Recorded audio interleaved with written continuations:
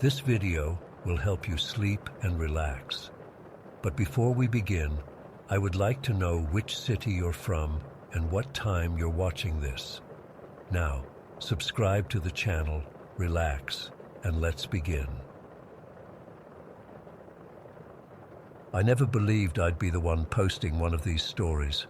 I've lurked in this community for years, reading everyone else's encounters, but now I need to share what's happening to me and my family because I'm honestly terrified and don't know where else to turn. I've always been sensitive to spirits. Ever since I was a little girl growing up in Ravencrest, small town, you've probably never heard of it. I could sense things others couldn't. My mom called it my special feeling and mostly humored me when I'd talk about the old woman who stood at the foot of my bed or the little boy who played in our hallway. But what's happening now is different. This isn't just sensing something, it's physical and it's targeting my baby. Some background: my fiancé Caleb and I moved into our house about 3 years ago. It's an older place, not ancient or anything, built in the 70s. From the beginning, we noticed little things. Nothing that would make you run screaming, just odd occurrences that made us look at each other like, "Did you hear that?" We'd both swear we heard the other calling our name from across the house, only to find out we were alone.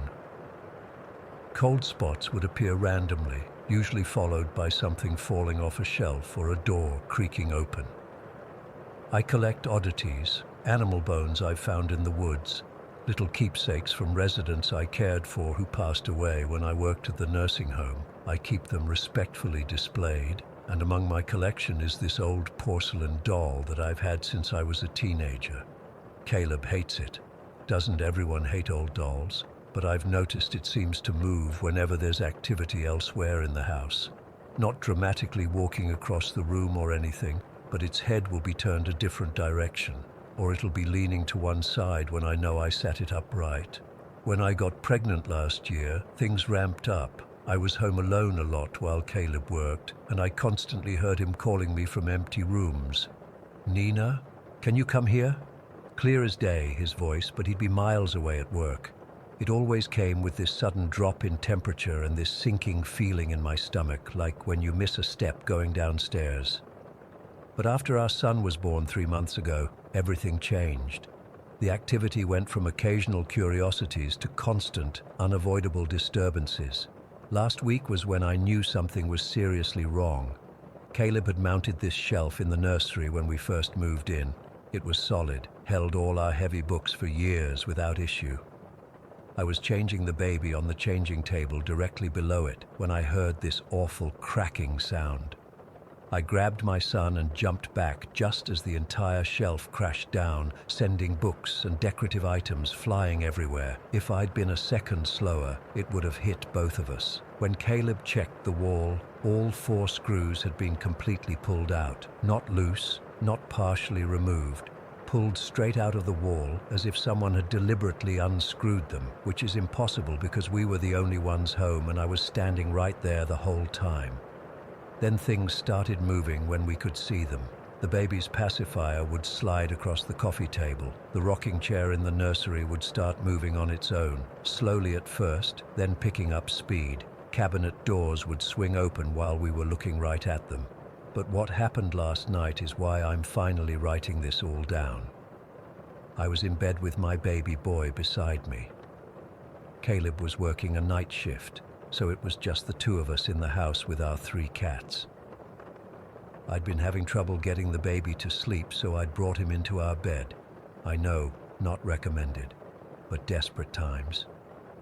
He'd finally drifted off, and I was just about to close my eyes when I felt it, that unmistakable feeling of being watched. It wasn't just a feeling. It was a weight, a presence, like someone was standing at the foot of the bed staring down at us.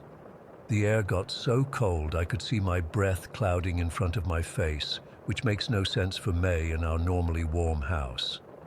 Our oldest cat, Max, who was curled up at the end of the bed, suddenly started making this awful noise. Not quite a hiss, not quite a growl, but this distressed sound I've never heard him make before. He stood up, fur bristling, staring at something I couldn't see. Then, I swear this happened exactly how I'm describing it, Max was physically dragged off the bed. Not like he jumped or fell. It was like someone had grabbed him by the scruff and yanked him. He tried to cling to the blanket, his claws tearing into the fabric, and I could see the blanket stretching as something pulled him. The other two cats watched from the doorway, tails puffed up like brushes, clearly seeing whatever I couldn't. I grabbed my baby and held him against my chest, my heart pounding so hard I thought it might wake him. Max disappeared under the bed, still making that terrible sound, and I was too terrified to look for him. I just sat there clutching my son, wondering if I should run from the house or if that would be more dangerous.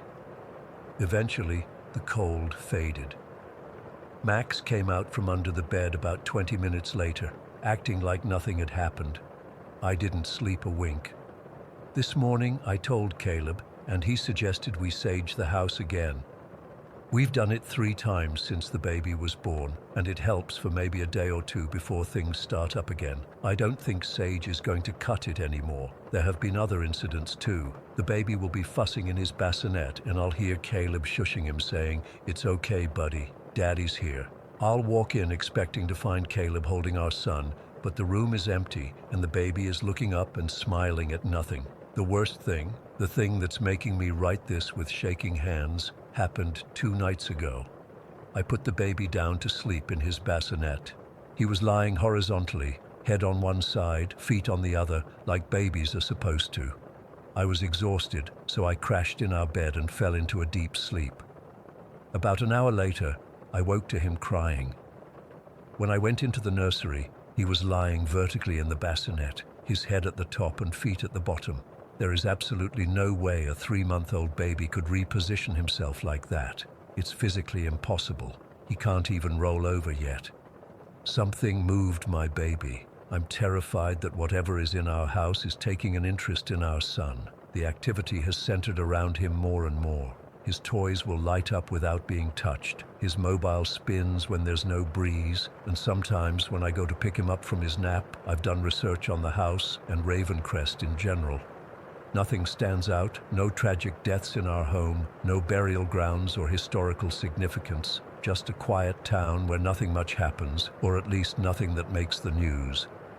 Last night, I was feeding the baby at 3 in the morning when I distinctly heard footsteps upstairs, heavy, deliberate steps crossing from one end of the attic to the other, directly above us. We don't use the attic. There's no flooring up there, just insulation and rafters, nothing that could make those sounds. Caleb thinks I'm sleep-deprived and anxious as a new mum. He acknowledges the strange things happening, but thinks there must be logical explanations. The shelf wasn't installed properly. The cats are just being cats. The baby somehow wiggled himself around in the bassinet, but I know what I'm experiencing. I've felt presences my whole life, but never anything this active or aggressive, and never anything that seemed to focus on my child. I'm writing this because I don't know what else to do. I'm afraid to leave the baby alone for even a minute. I sleep with him in my arms now, despite all the warnings about co-sleeping. I feel like I need to protect him from something I can't even see. The cats won't go into the nursery anymore. They sit outside the door and stare in, sometimes hissing at nothing. Even Caleb has started to look uneasy when he's home, though he tries to hide it from me. Last night, as I was putting the baby down, the rocking chair started moving again. Not gentle rocking, violent back and forth motion like someone was angrily sitting in it. When I grabbed the baby and stepped back, it stopped abruptly. Then all the drawers in the dresser slid open at once. I ran from the room with my son, and every light in the hallway burst as we passed beneath them, raining glass down just behind us. I felt something brush against my back, not a touch, more like a push. I don't know what to do. We can't afford to move, and I'm not even sure if whatever this is would follow us anyway. Cleansing hasn't worked. Prayers haven't worked. I'm running out of options and living in constant fear. The baby is napping right now, and I'm sitting here watching him breathe, jumping at every creak and groan of the house. Something just knocked on the wall beside me. 3 deliberate taps. My collection of oddities on the shelf across the room has been rearranged, the porcelain doll now front and center, facing us. I swear it wasn't like that 5 minutes ago. Story 2.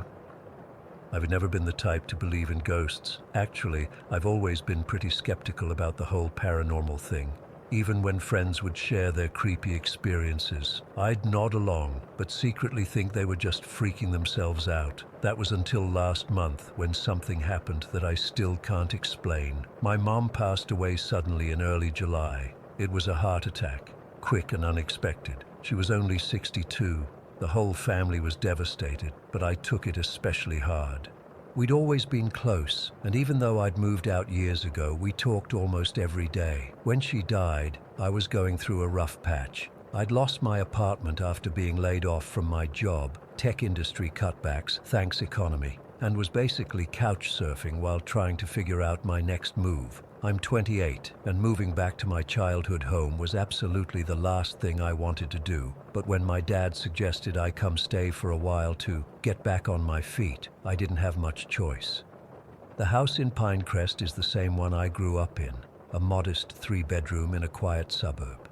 Nothing fancy, just your typical middle-class home with faded wallpaper in the kitchen and those weird popcorn ceilings everyone had in the 90s. Dad never was one for home improvements. The thing is, I've never felt totally comfortable around my remaining family. Dad and I have always had this awkward relationship where we don't really talk about anything important. My older sister Jen moved back in with her teenage daughter about a year ago after her divorce, and her daughter's boyfriend practically lives there too, though nobody acknowledges it. The house feels crowded and tense most of the time, with everyone tiptoeing around each other and my mom's absence hanging in the air. I'd been there for 3 days when the weird stuff started. The first time it happened, I was up late watching videos on my laptop. Everyone else had gone to bed hours ago. It was around 2 in the morning. That's when I heard it. The distinct sound of someone fiddling with the deadbolt lock on the screen door at the front of the house. It's got this very specific sound, a little metallic scratch followed by a click that I'd recognize anywhere. I froze, my heart immediately pounding. We're not in a high crime area, but break-ins happen everywhere these days. I closed my laptop, got up, and crept to the front window, carefully pulling back the curtain just enough to peek out. There was nobody there. The porch light was on, illuminating the empty front yard. I checked all the doors, locked tight, and eventually convinced myself I was hearing things. But the next night, it happened again. Same time, same sound. And again, nobody was there when I checked. After the third night, I started to wonder if someone was messing with me. Maybe my niece's boyfriend playing some kind of stupid prank. But when I casually brought up hearing noises at breakfast, everyone seemed genuinely confused. The house settles at night, my dad said with a shrug, not even looking up from his newspaper. Always has. But this wasn't the house settling. I grew up here. I know all the normal creaks and groans this place makes. This was different. The sounds continued for about a week, always between 1 and 3 in the morning. I started to dread nighttime, lying awake and waiting to hear that familiar scratching at the lock. Sometimes I'd hear it, sometimes I wouldn't. There was no pattern I could figure out. Then something changed. I started hearing the same sound during the day, but only when I was alone in the house. It would happen before noon, when Dad was at his part-time job at the hardware store, Jen was at work, and the kids were at summer school or wherever they went during the day. Just me and that sound. One Tuesday morning I was making coffee when I heard it, clear as day. Scratch, click, scratch. I walked to the door, heart racing, and looked out. Nothing. No cars in the driveway except mine, no delivery people. No neighbors coming over to offer belated condolences about Mom.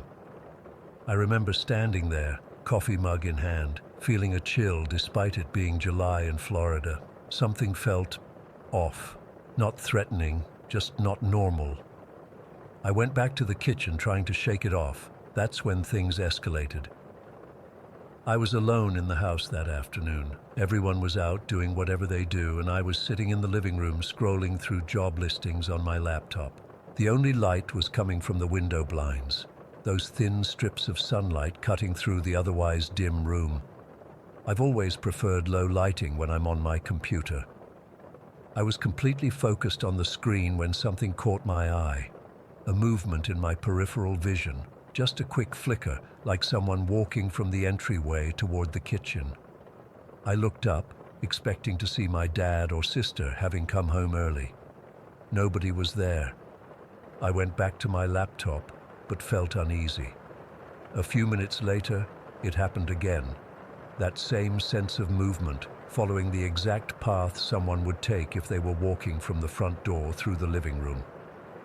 I closed my laptop and sat perfectly still, eyes scanning the room. That's when I saw it. A shadow, but not just any shadow. This was darker than dark, if that makes any sense.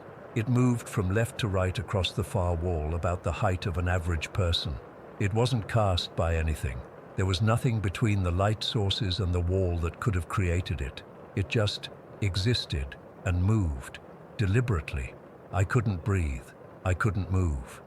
I just watched as this shadow thing glided across the wall and disappeared into the hallway that leads to the bedrooms, the same hallway where my mum's room was.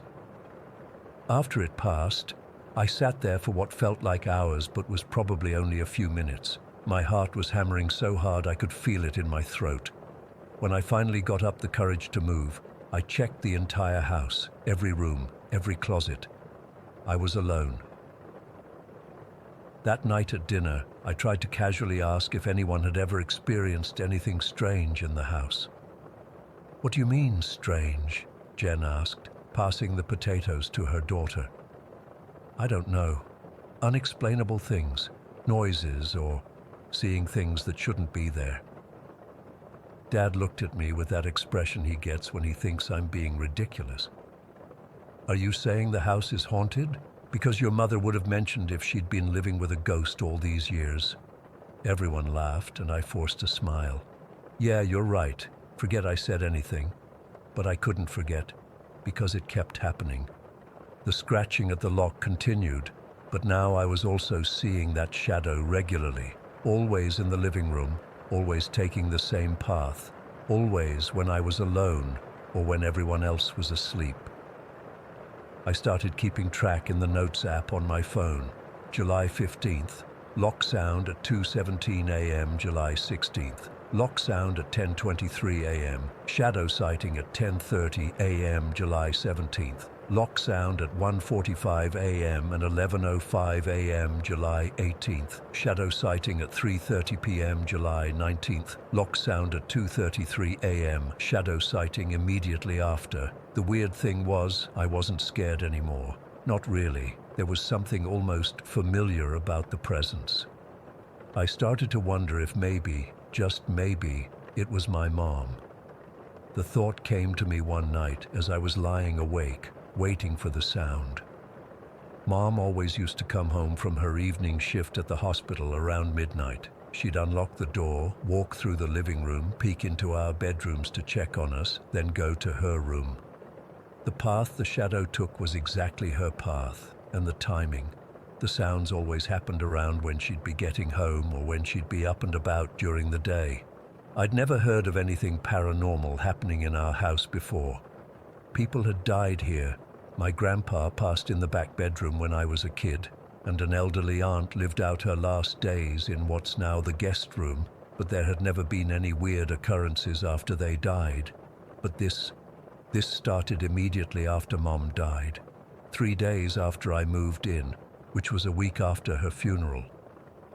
One morning, I was alone again, sitting in her favorite armchair in the living room. I felt the familiar prickle on the back of my neck that told me the shadow was coming. Sure enough, I saw it from the corner of my eye, moving along its usual path. Without thinking, I spoke out loud. "Mom, is that you?" The shadow paused. It actually paused. It had never deviated from its path before. My skin erupted in goosebumps. I couldn't move, couldn't breathe. The shadow remained still for maybe 3 seconds, then continued on its way and disappeared down the hallway. That was 4 days ago. The sounds and sightings have continued, but now there's something different about them. Sometimes when I'm alone and feeling particularly low, missing Mom or stressing about my job situation, the lock sound will happen more frequently, as if trying to get my attention. And sometimes I swear I can feel a pressure on my shoulder, like someone gently squeezing it. Last night, I was looking through old photo albums in the living room when I dozed off on the couch.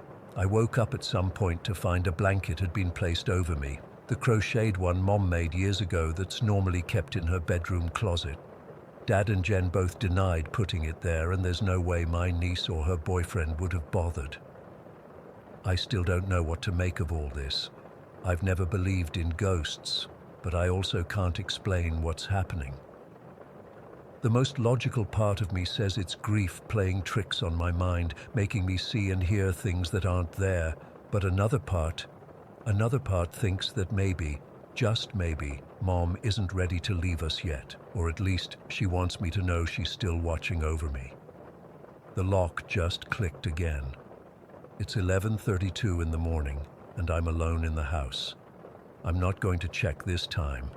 Instead, I'm just going to say, "Hi, Mom," and continue with my day, because whether it's really her or just my imagination, the presence doesn't feel threatening. It feels like home. Story 3: I still get chills every time I pass a gas station at night. What happened 2 months ago changed me forever, and I'm still trying to make sense of it all. I was driving back from visiting my cousin in Montana.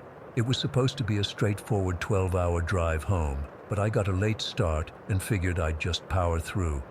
Big mistake. Around 10 at night, a thick fog started rolling in, the kind that seems to swallow your headlights whole.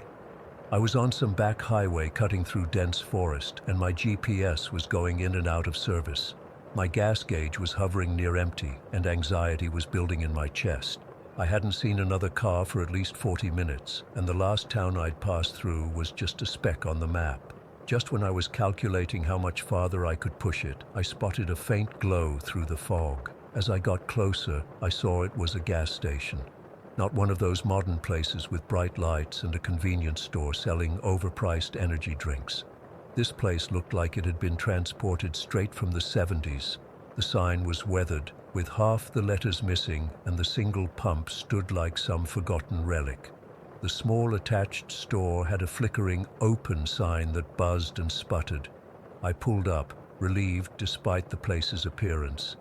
Gas is gas when you're desperate. The pump was ancient. No card reader, just a mechanical dial that clicked as the numbers rolled. I figured I'd have to pay inside, so I headed toward the store after filling up. The bell above the door jingled as I walked in.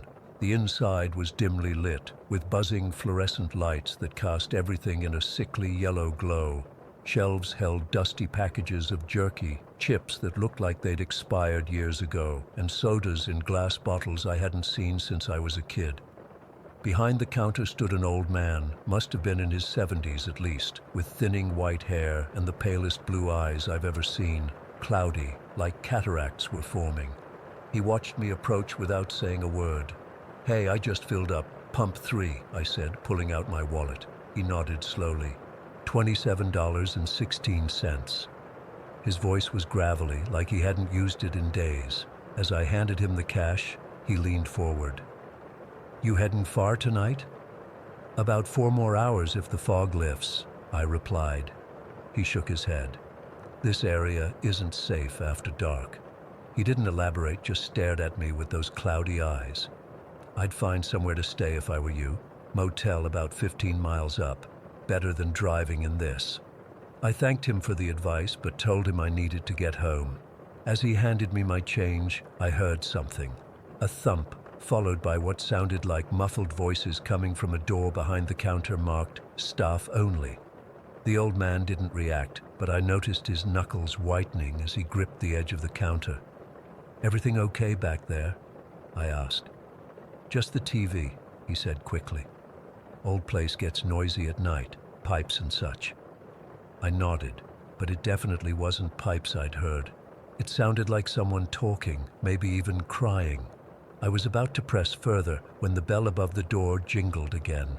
I turned to see a woman standing in the doorway. She was in her 30s maybe, with dark hair hanging in tangles around her face. Her clothes, jeans and a flannel shirt, were dirty and torn in places. But it was her eyes that got me, wide, desperate, darting around the store like a cornered animal. When she saw me, something changed in her expression. Relief. Hope. She took a step toward me, and I noticed she was barefoot, her feet dirty and scratched. "Please," she whispered, "please help me." Before I could respond, the old man slammed his hand on the counter. "Damn it, Lily, I told you to stay away from my store." He turned to me, his expression suddenly apologetic. "Sorry about this. She's trouble, lives in the woods, comes around begging, stealing. Better head on your way." The woman, Lily, shook her head frantically. No, he's lying. They took me 3 weeks ago. Please." Her voice broke. "They have others, in the back." My blood ran cold. The muffled sounds I'd heard, the old man was coming around the counter now, moving with surprising speed for his age. "Get out, Lily, I'm calling the sheriff." She backed toward the door, her eyes never leaving mine. "Please," she mouthed. I stood frozen between them, trying to process what was happening. My instincts were screaming that something was very wrong here. The woman looked genuinely terrified, not like some addict looking for money, and those sounds from the back room. "I should go," I said, edging toward the door. "Thanks for the gas." Outside, the fog had grown even thicker, wrapping around the gas station like a shroud. I hurried to my car, heart hammering in my chest. As I reached for the door handle, I felt a hand on my arm. It was Lily. She'd followed me out. Up close, I could see a healing cut above her eyebrow and bruises peeking out from her collar. "Please," she whispered, her voice shaking. "You're the first person I've seen in days that isn't one of them. They're going to kill me. They've killed others." "Who? Who's going to kill you?" "Him. His sons. They—" She stopped, her eyes widening as she looked past me. I turned to see the old man standing in the doorway of the store, a shotgun in his hands. "This isn't your business, stranger," he called out. "She's sick in the head. We've been trying to help her." "He's lying," Lily hissed. "Look at my wrists." She pulled up her sleeves to reveal raw red marks circling both wrists, restraint marks. I'd seen enough crime shows to recognize them. Before I could decide what to do, headlights cut through the fog. A black SUV was speeding toward the gas station, kicking up gravel as it pulled in. "They're back," Lily whispered, terror making her voice crack. "His sons. Please, we have to go now." I made a split-second decision. I unlocked my car, shoved Lily into the passenger seat, and jumped in. The engine roared to life, and I floored it, tires spinning in the gravel before finding purchase. In my rearview mirror, I saw 2 men getting out of the SUV, big guys with hunting caps and flannel jackets. One was holding something that looked sickeningly like a length of chain. The old man was shouting, pointing at my car. The guy with the chain started running toward us, but we were already fishtailing onto the highway, the fog swallowing us up. "Oh my God," Lily was repeating, hugging herself tight. "I can't believe I got out. I can't believe it." "What the hell is going on?" I demanded, checking my mirrors constantly. No headlights behind us yet, but in this fog, they could be closer than they appeared. Between sobs, Lily told me her story. She'd been hiking alone in the area 3 weeks earlier when her car broke down. She'd walked to the gas station for help, and the old man had offered her a ride to the nearest town. Instead, he'd taken her to some cabin in the woods where his 2 sons were waiting. They'd kept her there, along with 2 other women. One had disappeared a week ago. "We need to call the police," I said, trying to keep my voice steady despite the adrenaline coursing through me. "My phone's not getting service out here. Is there a town nearby?" Lily nodded. "About 20 minutes up this road, there's a diner that's open late. They'll have a phone." I pushed my car faster than was safe in the fog, checking the mirrors constantly.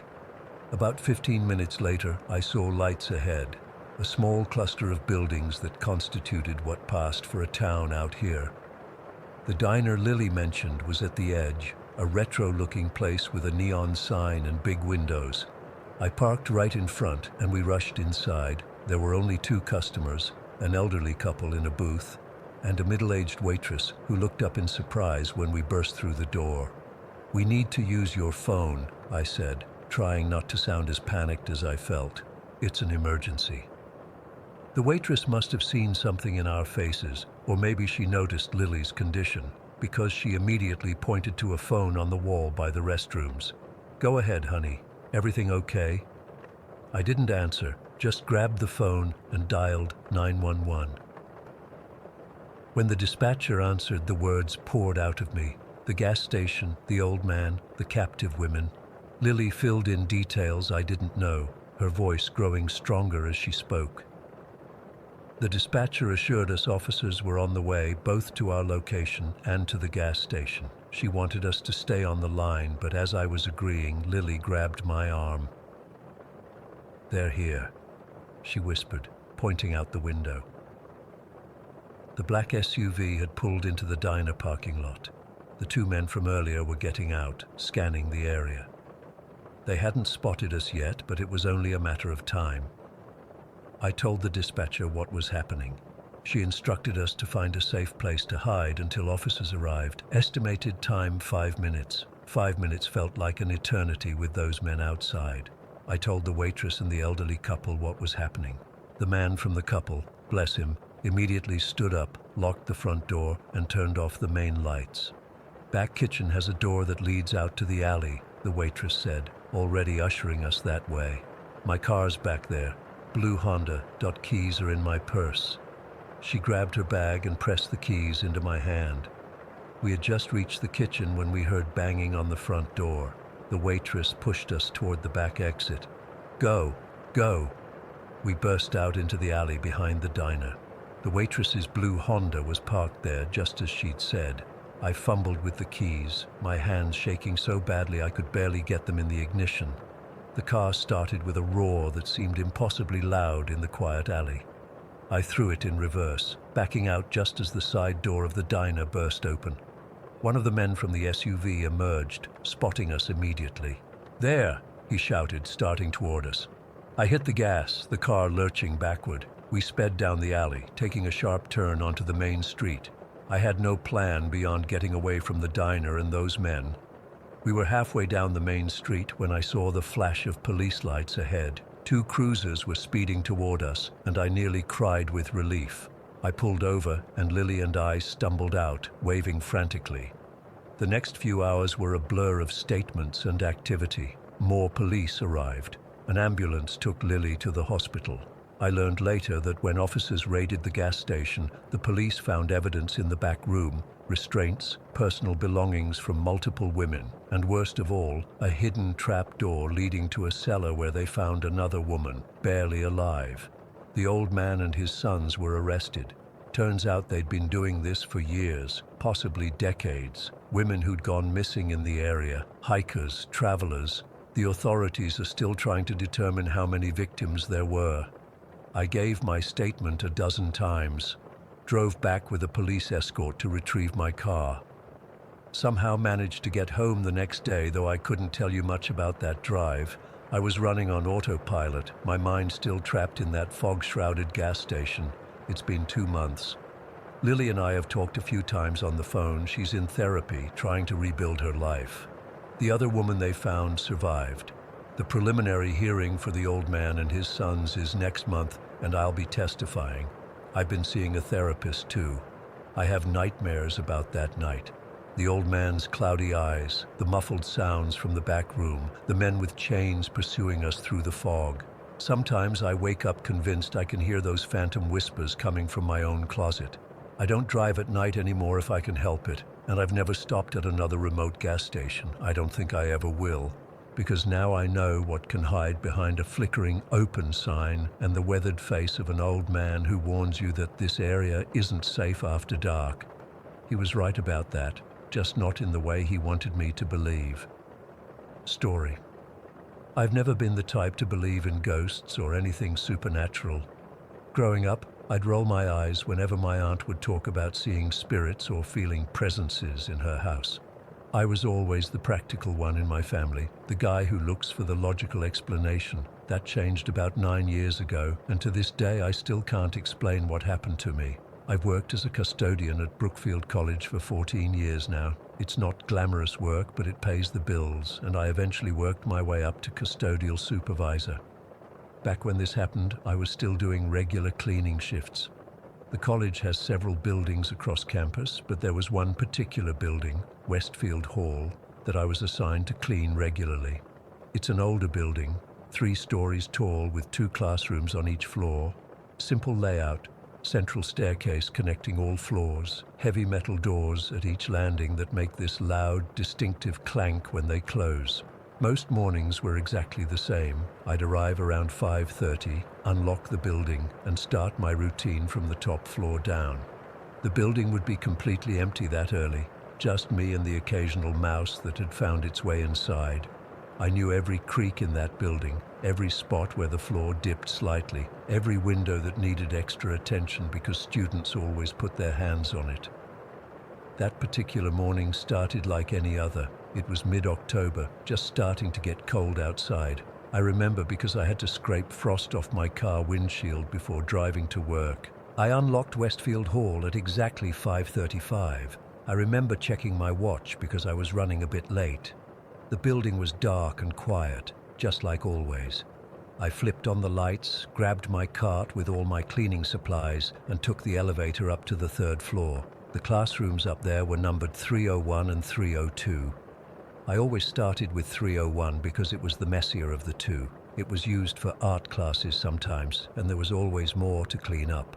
I unlocked the door, wheeled my cart in, and got to work.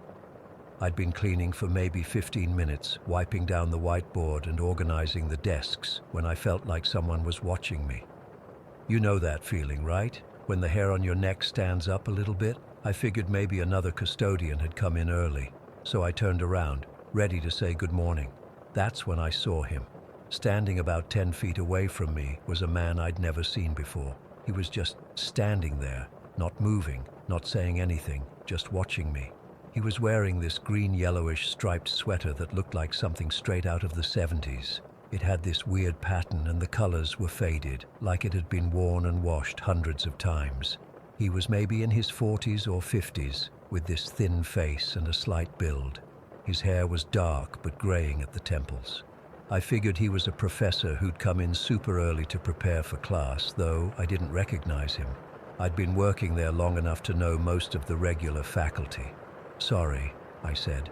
"I'll be done in here soon if you need the room." He didn't respond, didn't nod, didn't move at all, just kept staring at me with this blank expression. I felt uncomfortable, so I turned back to my work, figuring he'd say something if he needed me to hurry up. I wiped down a few more desks, and when the silence became too awkward, I turned around again to ask if he needed something specific, but there was nobody there. The classroom was completely empty. I froze, rag still in my hand. I looked around the whole room, checked behind the teacher's desk, even looked under a few tables. Nothing. Nobody. The man in the 70s sweater was gone. My first thought was that he must have walked out while my back was turned. The door to the classroom was heavy, though, and it always made a noise when it opened and closed. I hadn't heard anything. Still, it was the only explanation that made sense, so I stepped out into the hallway to see if he was out there. The hallway was completely empty. The stairwell door was closed. If he'd gone that way, I would have heard it open and close. Those metal doors were impossible to open quietly. I checked the other classroom on that floor, 302, but it was locked, just as I'd left it. I even went to the men's restroom at the end of the hall, but it was empty too. At this point, I was genuinely confused. Where could this guy have gone? I went back to 301 and finished cleaning, but I kept looking over my shoulder. The feeling of being watched had disappeared, but I couldn't shake how weird the whole thing was. When I finished the 3rd floor, I went down to the 2nd, and then the 1st, completing my usual routine. I checked every room, every closet, every possible place someone could be hiding. Nothing. The building was empty except for me, just as it should have been at that hour. All the external doors were still locked from the inside, which meant nobody had left the building since I'd arrived. By the time I finished my shift, I'd almost convinced myself I'd imagined the whole thing. Maybe I was more tired than I thought. Maybe my mind was playing tricks on me. I didn't mention it to anyone that day. When I got home that evening, my husband James was already there. He works at the college too, also as a custodian, but in a different building. We've been together for 18 years, married for 12. He knows me better than anyone, and he could tell something was off as soon as I walked in the door. "What's wrong?" he asked while we were making dinner. "You seem distracted." I hesitated, worried he'd think I was losing it. But then I told him everything. The man in the weird sweater, how he'd disappeared without a trace, how the building had been completely empty and locked up. James listened carefully, but I could tell he was skeptical. He didn't say I was crazy or anything, but he suggested maybe I'd dozed off for a second while cleaning. Or maybe the guy had been quieter leaving than I realized. "Buildings that old have all kinds of weird acoustics," he said. "Maybe you just didn't hear him leave." I nodded and agreed, but deep down I knew that wasn't it. I hadn't fallen asleep, and there was no way that man could have left without me hearing something. Still, I let it go. What else could I do? Life went on. I continued cleaning Westfield Hall every morning, and nothing unusual happened for months. I almost forgot about the incident, almost convinced myself James was right, and there was some logical explanation. Then, about a year later, the maintenance department shuffled some assignments around. James was assigned to clean Westfield Hall for a few weeks, while I was temporarily moved to another building to help train some new staff. 3 days into his new assignment, James came home looking pale. I was in the kitchen making coffee when he walked in, still in his work clothes, hours before his shift should have ended. "You're home early," I said, but he just stared at me for a moment. "I saw something," he finally said. "Or heard something. I don't know." My stomach dropped. "What do you mean? What happened?" He sat down at the kitchen table and ran his hands through his hair. I was cleaning the second floor of Westfield. "Room 201. You know, right under that room where you said you saw that man last year." I nodded, suddenly feeling cold despite the warm kitchen. I was mopping the floor when I heard footsteps above me, clear as day. Someone walking around in room 301, moving chairs, shuffling papers. At first I thought maybe another custodian had come in early, so I finished up and went upstairs to say hi. He took a deep breath before continuing. The door to 301 was locked. I unlocked it with my key and went inside, but there was nobody there. The room was completely empty. And get this, the windows were all closed and locked from the inside. There was literally no way anyone could have been in that room. I felt the hairs on my arms stand up. "Did you check the rest of the building?" "Every single room, twice." The building was empty, and all the exterior doors were still locked. Nobody could have come in or out without a key. We sat in silence for a minute, both of us trying to process what this meant. James had always been the skeptical one, the one who looked for rational explanations, and now he'd experienced something he couldn't explain either. "It happened again 2 days later," he added quietly. "Same thing. Footsteps, moving furniture, papers shuffling, all coming from 301 when nobody was in there. I thought I was losing my mind, but after what you told me last year, Victor, I think there's something not right about that building." Over the next few weeks, we compared notes. The activity seemed centered around room 301, the same room where I'd seen the man in the 70s sweater. We started asking other custodians if they'd ever experienced anything strange in Westfield Hall. Most hadn't, but 2 older staff members exchanged glances when we asked. One of them, Rita, who'd been at the college for 30 years, finally told us that back in the 70s, a professor had died in that building. Heart attack, right in the middle of grading papers in room 301. He was always wearing these ugly striped sweaters, she said, kind of yellowish green. Everyone used to joke about them behind his back. I felt like someone had poured ice water down my spine. I'd never mentioned the sweater to Rita, never described what the man I saw was wearing. James and I researched the college's history that weekend. We found an old yearbook from 1976 in the campus library archives, and there he was, Professor Martin Wilkins, English department, wearing that same distinctive striped sweater, the same thin face, the same build.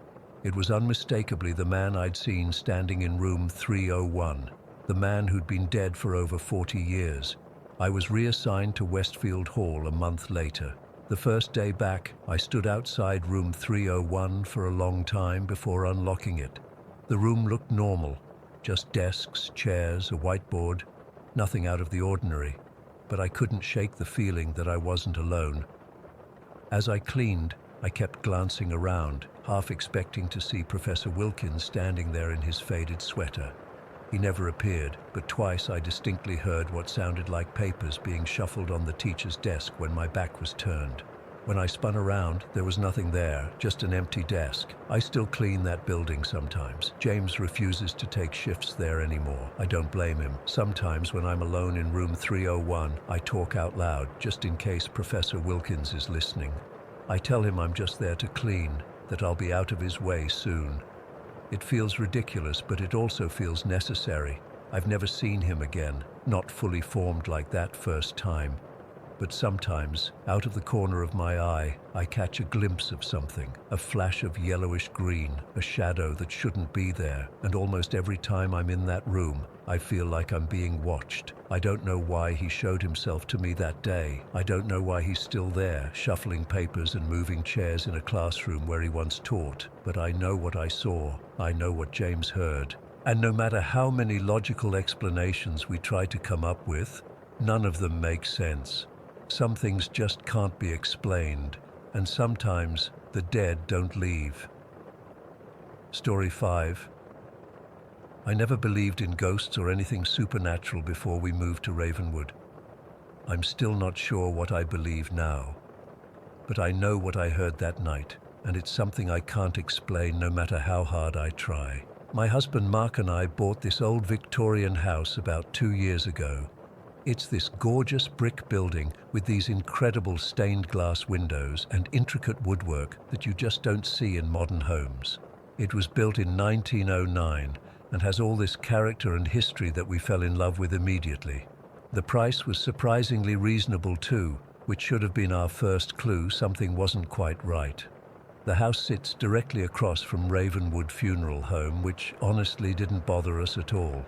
Mark's a history professor and I work as a museum curator, so we're the type of people who appreciate the historical significance of older buildings, even ones with somewhat morbid purposes.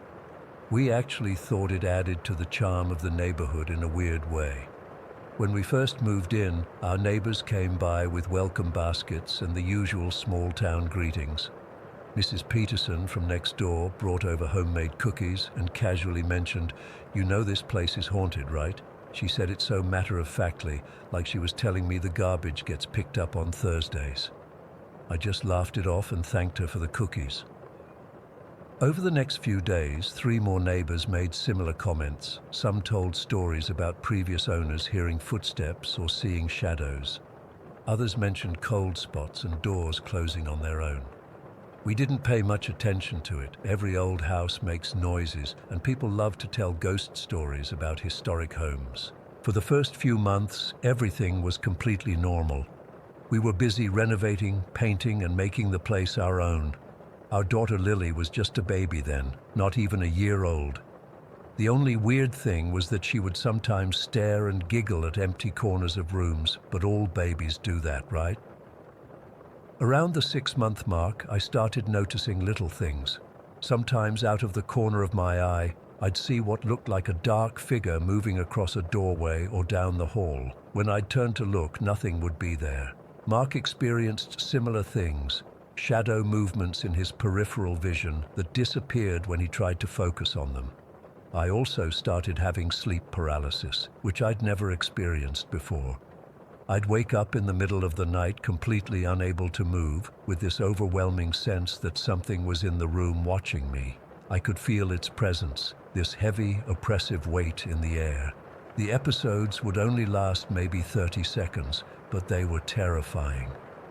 I started researching sleep paralysis and convinced myself it was just stress from the renovation and taking care of a baby.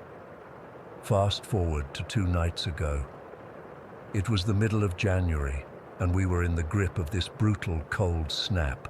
The temperature outside was -35 degrees Celsius. The wind was howling so loudly it made the windows rattle, and we had the heat cranked up as high as it would go. Lily is 2 years old now, and that night she'd fallen asleep watching cartoons on the living room couch. We decided to just let her sleep there for a while since she looked so peaceful. Mark was in his office down the hall, grading papers. I'd been reading in the living room, checking on Lily occasionally, but around 3 in the morning, I started feeling really tired. I told Mark I was heading upstairs to bed. He said he'd be up in a bit after finishing the stack of essays he was working on. I kissed Lily's forehead. She was completely knocked out, snoring softly the way she does when she's in a deep sleep, and headed upstairs. I had just laid down and was scrolling through my phone when I heard it. This scream. I don't even know how to describe it properly. It wasn't human, it wasn't an animal. It was this guttural, primal sound that seemed to vibrate through the entire house. It started low, almost like a growl, then rose to this high-pitched wail that made my skin crawl. It sounded like it was coming from downstairs, from the living room where Lily was sleeping. I froze. My whole body went cold. I couldn't move, couldn't breathe. It was like one of my sleep paralysis episodes, except I was fully awake. The scream lasted maybe 5 or 6 seconds, but it felt like an eternity. As soon as it stopped, I grabbed my phone with shaking hands and texted Mark, "Did you hear that?" Before I could even put the phone down, his reply came through, "WTF was that scream? Are you okay?" My blood ran cold. He'd heard it too. This wasn't in my head. This was real. I texted back, "That came from the living room, Lily." I tried to get up, but my legs were like jelly. Before I could make it to the door, I heard Mark's footsteps pounding down the hall toward the living room. I forced myself to move, rushing down the stairs as fast as I could. When I got to the living room, Mark was standing over the couch, looking down at Lily with a confused expression. Our daughter was still fast asleep, snoring peacefully, completely undisturbed. She hadn't made a sound. "She's fine," Mark whispered, his face pale in the dim light. "She's been asleep this whole time." I looked around the room frantically. "Then what the hell was that noise? It came from in here, I'm sure of it." Mark shook his head. "I don't know. I was in my office and heard it clear as day. It sounded like it was coming from right here." We checked every corner of the living room, looked behind furniture, even checked under the couch. Nothing was out of place. No windows were open. It was way too cold for that. The TV was off. There was nothing that could have made that sound. Could it have come from outside? I asked, though I already knew the answer. Mark went to the window and peeked through the curtains. "Everything's closed up tight, and there's nobody out there. It's -35 degrees. No one's wandering around at this hour, and it didn't sound like it came from outside anyway. It was in here." I picked up Lily from the couch, needing to hold her close. She stirred slightly but didn't wake up. "Should we check the rest of the house?" I whispered. Mark nodded, and we did a thorough sweep of every room, closet, and crawl space. Nothing was disturbed. No signs of an intruder, just our quiet, sleeping house with all its dark corners and creaking floorboards. We ended up taking Lily to our bed and staying awake the rest of the night, jumping at every little sound. Neither of us could shake the memory of that scream. It wasn't just loud or startling. It was wrong somehow, unnatural, like nothing that should exist in our world. The next morning, in the harsh light of day, we tried to rationalize it. Maybe it was some kind of weird weather phenomenon, or pipes expanding in the cold, or an animal that had somehow gotten into the walls. But deep down, we both knew those explanations didn't fit what we'd heard. I called my mom, who's always been interested in the paranormal, and told her what happened. She immediately drove over with sage and sweetgrass. We spent the afternoon smudging every room of the house, opening windows despite the freezing cold to let the negative energy out. I'm not sure I believe in all that, but I was willing to try anything. That night, nothing happened, or the next night, but I still can't sleep properly. Every time I start to drift off, I jerk awake, thinking I've heard something. Mark says he feels the same way. The thing that bothers me the most is that the scream came from the living room, but Lily was the only one in there, and she was sound asleep. It's like the sound emerged from an empty space, from nothing, from nowhere. We've talked about moving, but this is our dream home. We've put so much work into it, and there's no guarantee whatever this is wouldn't follow us. Sometimes I wonder if it's attached to us rather than the house. I checked the history of the property yesterday, digging through old newspaper archives at the library where I work. I found out that in 1932, a funeral director who worked across the street died in our house. The article was vague about the circumstances, just saying he met a tragic end in the master bedroom. I need to do more research, but I'm almost afraid of what I'll find. Last night, I woke up around 3 a.m. again. The house was completely silent except for Mark and Lily breathing deeply beside me. I laid there in the dark, staring at the ceiling, when I noticed something, a faint smell, like old pennies and rotten meat. It lasted just a few seconds, then disappeared. I haven't told Mark about the smell yet. I'm not sure I want to acknowledge it. Because if that scream and this smell are connected, if there really is something in our house, I don't know what we're going to do. All I know is that I'll never forget that sound. It wasn't human. It wasn't animal. It was something else entirely. Something that shouldn't exist, and it came from an empty room in our house, just feet away from our sleeping daughter. I still don't know what to believe, but I know what I heard. Story 6. I'm still trying to make sense of what happened last week in my apartment. I've always been skeptical about paranormal stuff, but after what I experienced, I honestly don't know what to believe anymore. My boyfriend Jake and I moved into Cypress Bay Apartments about 6 months ago. It's this nice complex right by the beach. Nothing fancy, but the rent is reasonable and we can hear the waves at night, which I love. Our unit is on the 3rd floor with a small balcony facing the water. It's a 2-bedroom place with an open-plan kitchen and living area. Pretty standard layout. Everything was completely normal for the first few months.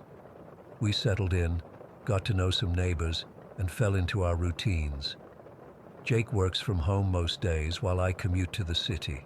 Ordinary life stuff, you know? Last Tuesday started like any other day.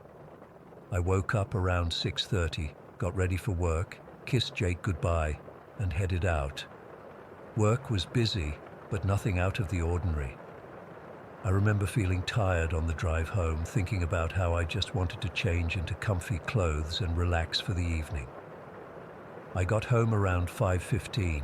Jake was in the kitchen cooking pasta. He usually makes dinner on Tuesdays and Thursdays. And I dropped my work bag by the door like I always do. I remember feeling relieved to be home and was looking forward to unwinding. "Hey, I'm just going to change real quick," I called out to Jake as I walked through the living room toward our bedroom. That's when it happened. I was maybe halfway across the living room when I heard this distinct clicking sound right beside my right ear. Not just near me, literally right next to my ear, like someone was standing right there and snapped their fingers about an inch away from my head. I froze instantly. It was so clear and so close that I could almost feel the air pressure change next to my ear. My skin immediately broke out in goosebumps, and I felt this cold sensation wash over me. "Did you hear that?" I called out to Jake, trying to keep my voice steady. "Hear what?" he asked, looking up from the stove. That clicking sound, like someone snapping their fingers. It was right next to my ear. Jake looked confused for a second, then said, "Oh, I did hear something actually, but it was really faint from here. Weird." That's what really got me. Jake heard it too, but from across the apartment, which meant it wasn't just in my head. Something had made that sound right next to me, but there was nothing there. I tried to shake it off. I told myself it must have been the building settling or maybe something from outside. Old buildings make strange noises all the time, right? I've always been the practical one between Jake and me. I changed into sweatpants and a t-shirt, put my hair in 2 Dutch braids because it was still damp from my morning shower, and secured them with my favorite scrunchies. One blue, one purple, just cheap ones from the drugstore, but they hold well. We ate dinner while watching a documentary about deep-sea creatures. It was interesting enough to help me forget about the weird clicking incident. After dinner, Jake had a video call with his team in Europe, so I decided to read on the couch for a bit. It was getting chilly as the evening went on, so I grabbed my cardigan from the back of the dining chair. After about an hour of reading, I started getting too warm, so I took off my cardigan while still sitting on the couch.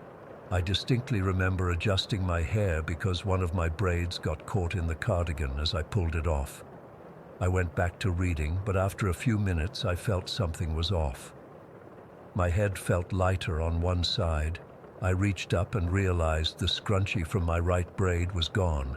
The braid itself was coming undone a bit at the end. "That's weird," I muttered to myself. I distinctly remembered having both scrunchies in when I sat down. I checked under the cushions, looked on the floor around the couch, even checked my cardigan to see if it had somehow gotten caught in there. Nothing. Jake was still on his call in the bedroom with the door closed, so I didn't want to disturb him. I decided to just get another scrunchie from our bedroom. I stood up, slightly annoyed, and walked across the living room. I was about halfway to the bedroom when it happened. I felt something lightly touch the top of my head, like the gentlest tap, and then something fell to the floor in front of me. I looked down, and there was my purple scrunchie. I froze completely. My heart started pounding so hard I could feel it in my throat. There was absolutely no way that scrunchie could have fallen from anywhere. Our ceilings are flat. No fans, no vents above where I was standing. Nothing that could have held the scrunchie, only to drop it at that exact moment. It had literally appeared above me and dropped down. I stared at it for what felt like forever, afraid to pick it up. My hands were shaking, and I felt this weird pressure in the room, like when your ears need to pop but won't. The air felt different somehow, heavier maybe. Eventually, I bent down and picked up the scrunchie. It looked completely normal. I stood there in the middle of the living room, trying to make sense of what just happened. Had the scrunchie been stuck in my hair somehow and just fallen out? But I'd checked my hair already, and it definitely wasn't there. And even if it had been caught in my hair somehow, how could it have fallen from above me? I don't know why. But I felt compelled to say something out loud. My voice was barely a whisper when I said, thank you for returning this."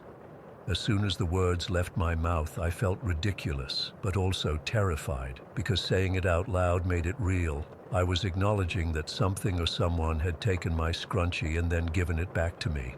I hurried to the bedroom, even though Jake was still on his call. I just needed to not be alone in that living room anymore.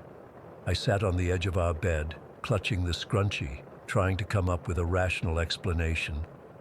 When Jake finished his call about 20 minutes later, I told him what happened. He tried to explain it away.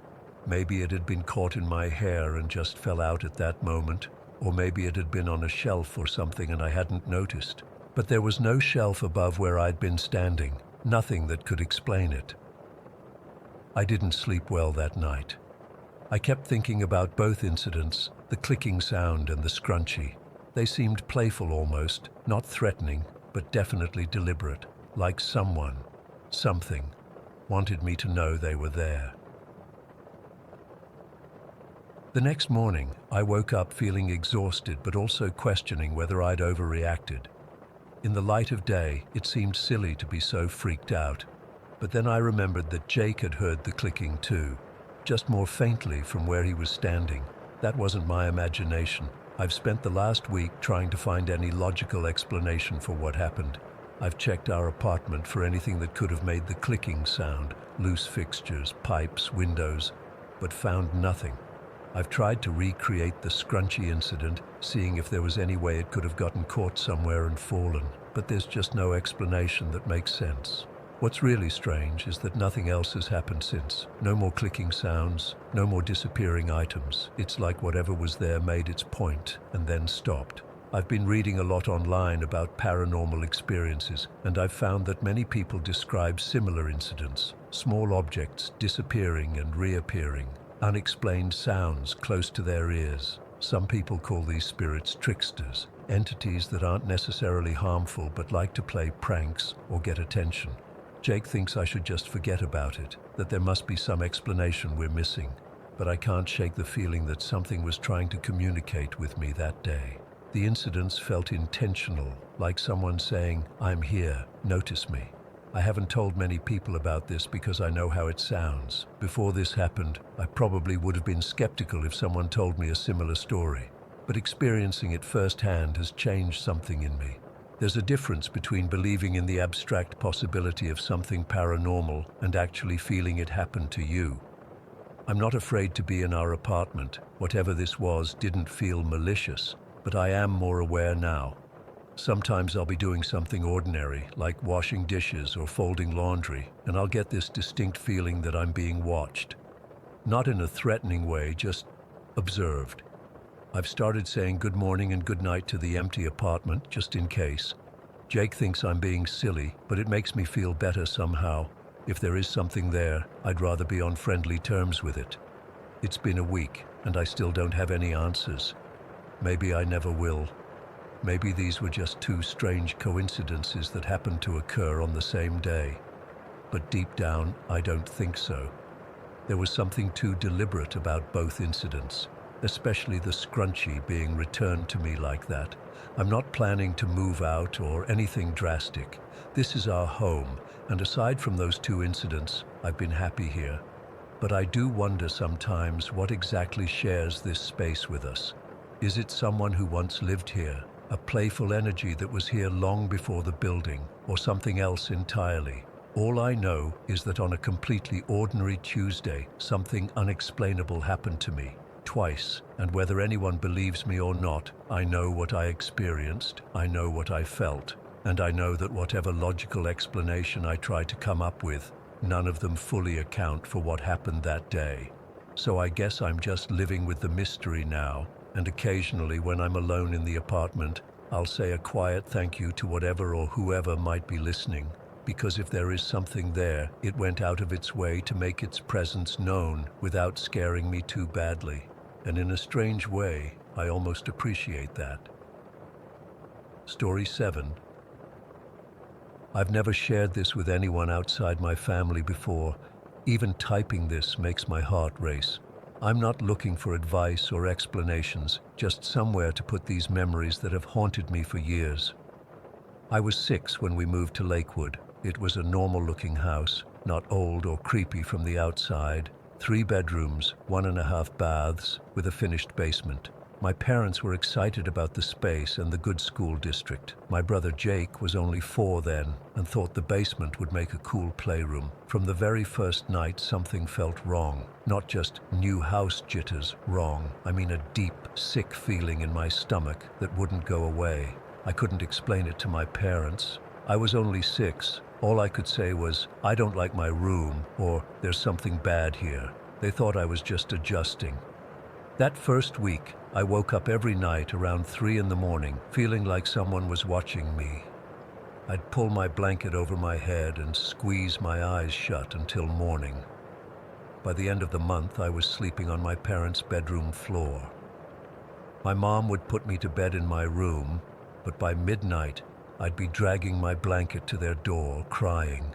This went on for over a year. My parents tried everything. Night lights, leaving the door open, checking under the bed with me every night. Nothing helped. The weird thing was, my brother Jake never felt anything. He slept like a rock in his room across the hall. When I turned 7, my parents put their foot down. "You're a big girl now, Olivia," my dad said. "You need to sleep in your own room." They installed a lock on their bedroom door.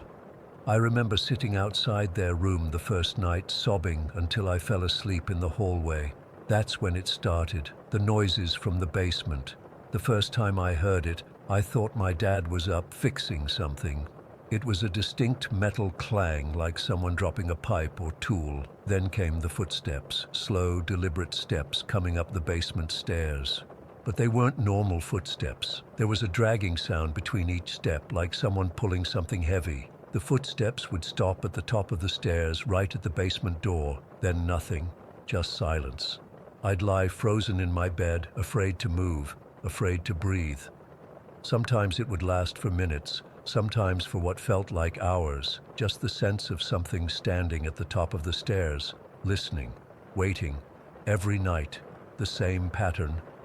Metal clang, footsteps with dragging, stop at the top of the stairs. Wait. I tried telling my parents, but they never heard anything. My dad checked the basement heating system, thinking it might be making noises as it cycled on and off. My mom suggested it was the house settling. Jake slept through everything. This went on for 5 years, 5 years of the same nightly ritual. I started sleeping with my radio on to drown out the noise. I kept stuffed animals lined up along the edge of my bed like guards. I developed this elaborate bedtime routine, checking my closet 3 times, making sure my feet were never hanging off the bed, keeping a flashlight under my pillow. When I was 11, things changed. The activity got worse. It started with my stuff going missing. I'd put my hairbrush on my dresser at night, and in the morning it would be gone. We'd find it in the basement, usually on the bottom step. My school notebooks, favorite scrunchies, even my slippers, all would vanish from my room and turn up in the basement. Jake's toys started disappearing too, but his never turned up again.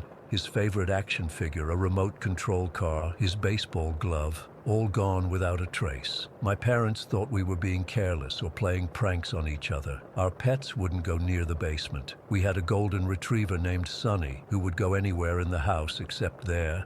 He'd stand at the top of the stairs and growl, the hair on his back standing straight up. Our cat Mittens was the same. She'd hiss and run if you tried to carry her down there. For my 12th birthday, my mom let me have a slumber party. 4 of my friends came over, and we decided to tell scary stories in the basement.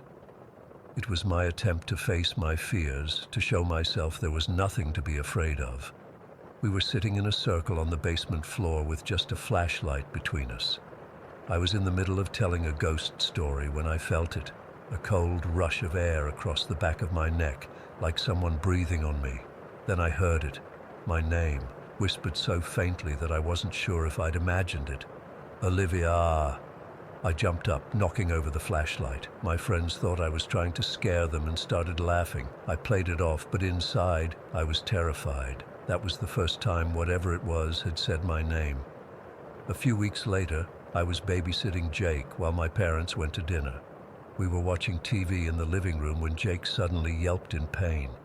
Something scratched me, he cried, holding his arm. There were 3 long red scratches from his elbow to his wrist, like fingernail marks. I was sitting across the room from him. There was no way I could have done it, and there was nothing near him that could have caused those scratches. That's when Jake finally started believing me that something was wrong with our house. The last 2 nights in that house were the worst. The night before we moved, the usual metal clanging started around 2 in the morning. Then the footsteps with dragging, but this time they didn't stop at the top of the stairs. The basement door opened. I heard the creak. Then the footsteps continued down the hallway, dragging something along the hardwood floor. With each step, I could hear heavy, labored breathing, a wheezing sound, like someone struggling to get air. The footsteps stopped outside my door. The breathing got louder. My doorknob turned slowly, and the door creaked open. I couldn't move. I couldn't scream. I just lay there, eyes squeezed shut, praying it would go away. The breathing came closer to my bed. I could feel the cold air on my face. I couldn't help it. I opened my eyes. Standing next to my bed was the tallest, skinniest old man I've ever seen. His skin was yellowish gray and hung loose on his frame. He was wearing dirty striped pajamas that looked like they hadn't been washed in years, but the worst part was his face. He had an oxygen mask covering his nose and mouth, connected to a portable tank that he dragged behind him.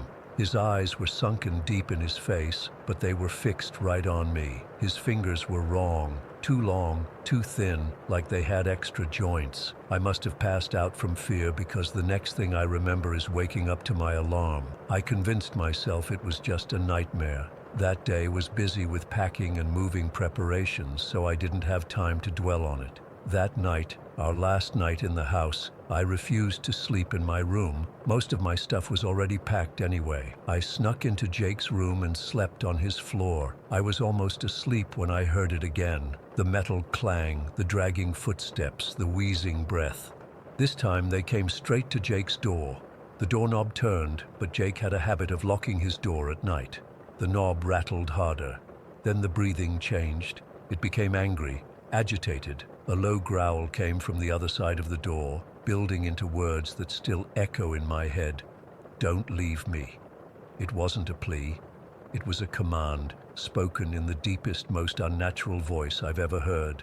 Like the voice was coming from the bottom of a well. I screamed. I screamed so loud that Jake woke up and started screaming too. My mom came running. When she opened Jake's door, the hallway was empty, but it was freezing cold. We left that night. My dad threw some essentials in the car, and we checked into a hotel. We never spent another night in that house. My parents had movers pack the rest of our stuff while they found us a new place in another part of town. For years, I thought it was over. I went through middle school, high school, college without any experiences like that. I convinced myself it was tied to that house, whatever it was. Then last month, everything changed. I'm 25 now. I live in Colorado, over 1,000 miles from Lakewood. I was half asleep in my apartment when I heard it. That familiar, wheezing breath. My eyes snapped open and I caught a glimpse of something moving out of my bedroom doorway. Something metal, like an oxygen tank, disappearing around the corner. I haven't slept well since. I've put in my notice on the apartment. I'm moving next week, but I can't shake the feeling that it doesn't matter where I go. It found me once. It can find me again. And the worst part, I still don't know what it wants. I just know I don't want to be alone when it comes back. Story 8. I don't know if anyone will believe me. I've never told this story outside my family because it sounds insane, but I need to get it off my chest. This happened to me when I was 14, staying at my Aunt Clara's house in Oak Ridge. It's a small town where nothing much happens, or at least that's what I thought. It was the middle of summer break, probably around July, and my parents had gone on a second honeymoon trip. I didn't mind staying with Aunt Clara and Uncle Devin. Their son Tyler was a year younger than me, and we got along pretty well. The house was old but nice. 2 stories with a decent-sized backyard that bordered some woods. My aunt had set me up in their spare bedroom on the second floor that overlooked the backyard. Everything was normal for the first few days. We'd play video games, ride bikes around the neighborhood, and just hang out. Tyler and I would sometimes sneak cigarettes when the adults weren't looking. Typical teenage stuff. But then came that night. I still get goosebumps thinking about it. I was in my bedroom around 10:30 at night. Aunt Clara and Uncle Devin had gone to bed early because they both had work the next day. Tyler had fallen asleep on the couch downstairs watching some movie. I was just sitting on my bed, texting friends and scrolling through social media when I got this weird feeling. It's hard to explain, but it felt like someone was watching me. I looked up from my phone and glanced at the window. The curtains were open and I could see the backyard lit up by the security light on the shed. That's when I saw it. There was someone, or something, standing in the yard, looking up at my window. At first I thought it was just Uncle Devin checking something outside, but then I realized this figure was way too tall. Its head reached almost to the top of my window frame, and I was on the second floor. It had to be at least 7 or 8 feet tall. I froze. I couldn't move, couldn't breathe, couldn't even blink. The figure was just standing there, completely still, staring up at me. It was too dark to make out any features, but it looked like it was wearing some kind of long, dark clothing. I couldn't see a face, just this tall, black silhouette. We stayed like that for what felt like forever, but was probably only a minute or so. Then, without any hurry, it turned and walked toward the back of the yard, toward the shed. Its movements were wrong, like it was taking steps that were too long, too smooth. Once it was out of sight, I finally caught my breath. My heart was pounding so hard I could hear it in my ears. I told myself it was probably just some weird guy, maybe a drunk who'd wandered into the yard. But deep down, I knew that wasn't right. I don't know what possessed me, but I had to see where it went. I crept out of my room and down the hallway, careful not to wake anyone. I snuck out onto the back porch, which had a clear view of the whole yard. There was nothing there. The yard was empty, the shed door closed, everything still. I sat down on the porch swing, trying to calm my nerves. I pulled out a cigarette. Yeah, I know, bad habit for a 14-year-old, and lit it with shaking hands. As I sat there smoking, I kept scanning the yard, telling myself I was being stupid, that I'd imagined the whole thing.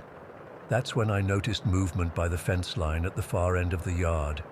Something was moving there, something tall. As my eyes adjusted, I could make it out more clearly, and my blood turned to ice. It was the figure I'd seen from my window, but now I could see more details. It was wearing what looked like flowing black robes, with a hood that covered where its head should be. It was moving along the fence line, taking these unnaturally large strides like its legs were too long for its body. It moved behind the shed and disappeared from view. I dropped my cigarette and ran inside. I wasn't going to face whatever that was alone. I woke up Uncle Devin first, practically dragging him out of bed.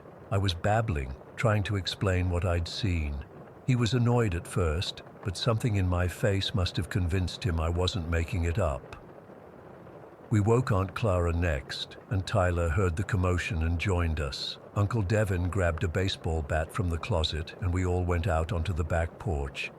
I pointed toward the shed, explaining in a whisper where I'd last seen the figure. Uncle Devin, trying to be brave, started walking down the porch steps into the yard. "Hey!" he shouted. "Whoever's back there, you better get the hell off my property before I call the cops." Nothing happened. No movement, no sound. "I'm serious," he continued, his voice getting louder. "I've got a bat, and I'm not afraid to use it. You're trespassing, and you're scaring my family." Still nothing. Aunt Clara was holding Tyler close to her, and I was standing at the edge of the porch, ready to bolt back inside at the first sign of trouble. "This is your last warning," Uncle Devin yelled, taking another step forward. As soon as he finished that sentence, the figure glided out from behind the shed. I say glided, because that's what it looked like its feet weren't quite touching the ground. It moved with purpose, striding directly toward us. We all screamed. Uncle Devin dropped the bat and backpedaled so fast he tripped over his own feet. We scrambled to get back inside, pushing and shoving in panic. I was the last one in, and as I turned to slam the door, I got a clearer look at the figure. It had no face. Where there should have been features under that hood, there was just darkness. Not shadow, not a masked face, just absolute darkness, like a hole in reality. We locked the door and retreated to the living room, huddling together. Uncle Devin called the police, his voice shaking as he reported an intruder on our property. While we waited, nobody would go near the windows. We sat in the middle of the room, backs to each other, watching every possible entrance. The police arrived about 15 minutes later. 2 officers searched the yard thoroughly with flashlights. They checked behind the shed, along the fence, everywhere. They found nothing. No footprints, no disturbed weeds behind the shed, no sign that anyone had been there at all. They asked us questions, took our statements, but I could tell they didn't believe us. 4 people seeing the same thing should have counted for something, but they just exchanged those looks that adults give when they think kids are making things up and adults are going along with it. After they left, we stayed in the living room, too scared to go back to our beds. Uncle Devin kept saying it must have been some neighborhood kid playing a prank, wearing stilts or something. But he didn't sound convinced, and neither was I. Around 3 in the morning, Tyler pointed at the back window and started screaming. We all looked. The figure was back, standing at the edge of the yard. It had emerged from behind the shed again and was closer to the house now, maybe 30 feet away. Uncle Devin called the police again. This time, they took longer to arrive, and by the time they got there, the figure was gone. The officers were clearly annoyed. thinking we were wasting their time. They gave us a warning about making false reports and left. None of us slept that night. We stayed in the living room with all the lights on until morning came. Nothing else happened, but the damage was done. Aunt Clara and Uncle Devon put their house on the market 2 weeks later. They moved across town to a newer subdivision, and they never talked about that night again. Whenever I brought it up, they would change the subject or tell me it was just some weirdo trying to scare us. But I knew better. Whatever I saw that night wasn't human. The way it moved, the impossible height, the absence of a face. It wasn't someone in a costume or on stilts. It was something else.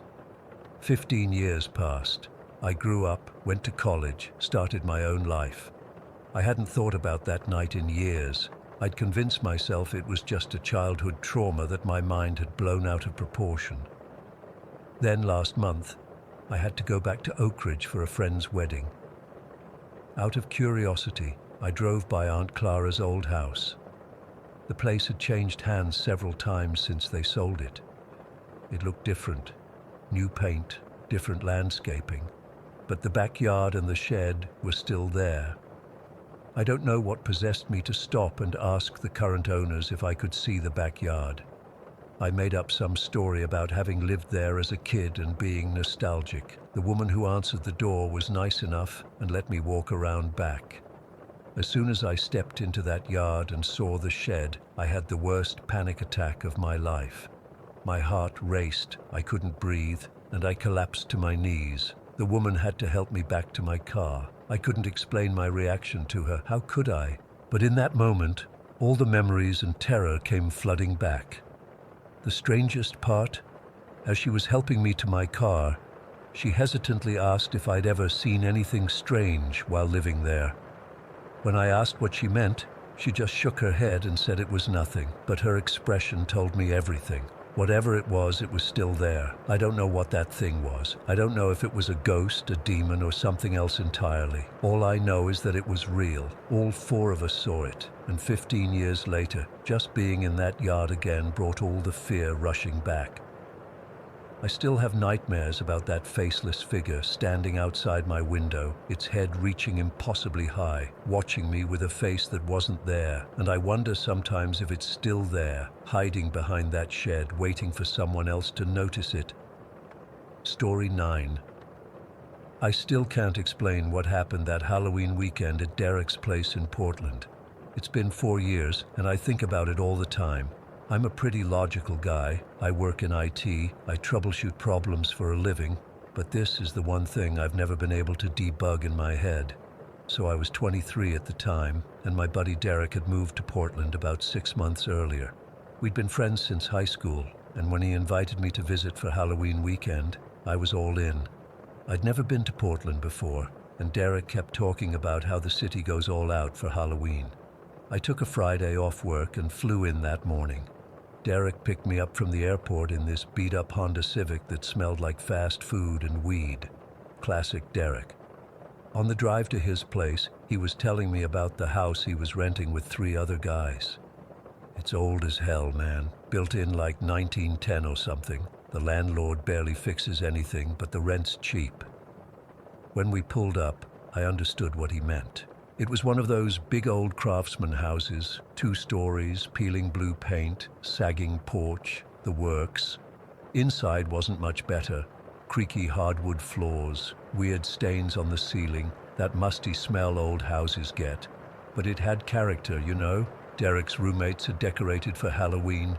Fake cobwebs everywhere, plastic skeletons, the usual stuff. Felt appropriate for a house that already looked halfway haunted. Derek showed me where I'd be crashing, a pull-out couch in what they called the chill room. Basically just a second living room upstairs where they kept their gaming setup. We spent the afternoon catching up and then started getting ready for this Halloween party his roommates had told him about. This is where things get weird. It was around 7 in the evening. The sun had already set and the house was getting that cozy, dim vibe. I went upstairs to use the bathroom and put on my costume makeup. I was going as some half-assed zombie, just some green face paint and fake blood. Nothing fancy. The upstairs bathroom was tiny and kind of gross in that way. Shared bathrooms always are. Toothpaste splatters on the mirror, beard trimmings in the sink, shower curtain with that pink mildew starting at the bottom. But whatever, I've lived in dorms and shared apartments. I'm used to it.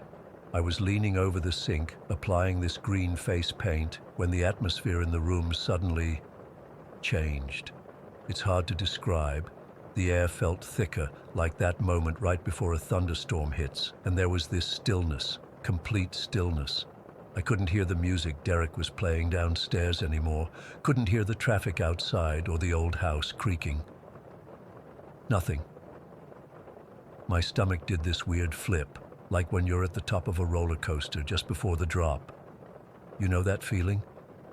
The butterflies, but not in a good way, more like anxiety butterflies.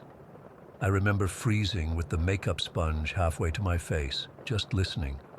But there was nothing to hear. Then my eyes drifted to the toilet paper roll on the counter. It was just a normal roll of toilet paper, sitting on its end next to the sink because there was no proper holder in this ancient bathroom. As I watched, it tipped over. Just tipped. No draft, no vibration from me bumping the counter, nothing. It just slowly tipped onto its side. I figured, okay, maybe I did bump the counter without realizing. But then the roll started to unravel by itself. Slowly at first, then faster, the toilet paper streaming out across the counter. My first thought was that it was rolling downhill, but the counter was level. I wasn't touching it. There was no fan running, no window open, nothing that could create any kind of breeze.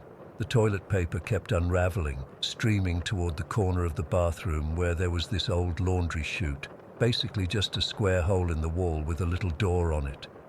The laundry chute had been left open, and I watched, I swear to God, as this toilet paper snaked its way across the counter, onto the floor, and then up the wall to the chute like it was being pulled by invisible hands. The paper disappeared down the chute, roll after roll, until the entire thing had unraveled. The cardboard tube that was left started spinning in circles, making this soft scraping noise against the counter before finally coming to rest. I stood there, makeup sponge still in my hand, trying to process what I'd just seen. My heart was pounding so hard I could feel it in my throat. That's when Derek knocked on the door, and I nearly jumped out of my skin. "Yo, Martin, you almost done? Jake just got here with the beer." I couldn't find my voice for a second. When I did, it came out all squeaky. "Yeah, just finishing up. You okay in there? You sound weird." I opened the door, my face half green. Derek took one look at me and laughed. "Dude, you're pale as hell under that makeup. Did you fall in or something?" I tried to laugh it off. "No, man, something weird happened with the toilet paper." Derek raised an eyebrow. "What, did you use it all? There's more under the sink." "No, it unraveled by itself and went down the laundry chute." Derek stared at me for a second, then snorted. "Right. How many of those edibles did you take?" "I'm serious, man. I didn't touch it. It just moved on its own." Derek must have seen something in my expression because his smile faded. "For real?" I nodded. "I know how it sounds, but I swear, Derek, the thing just tipped over and unraveled itself. Then it went down the chute like something was pulling it." Derek looked past me at the empty cardboard tube on the counter. "That's weird." "Yeah, no shit." He thought for a second. "The laundry chute goes to the basement. We can go check it out if you want."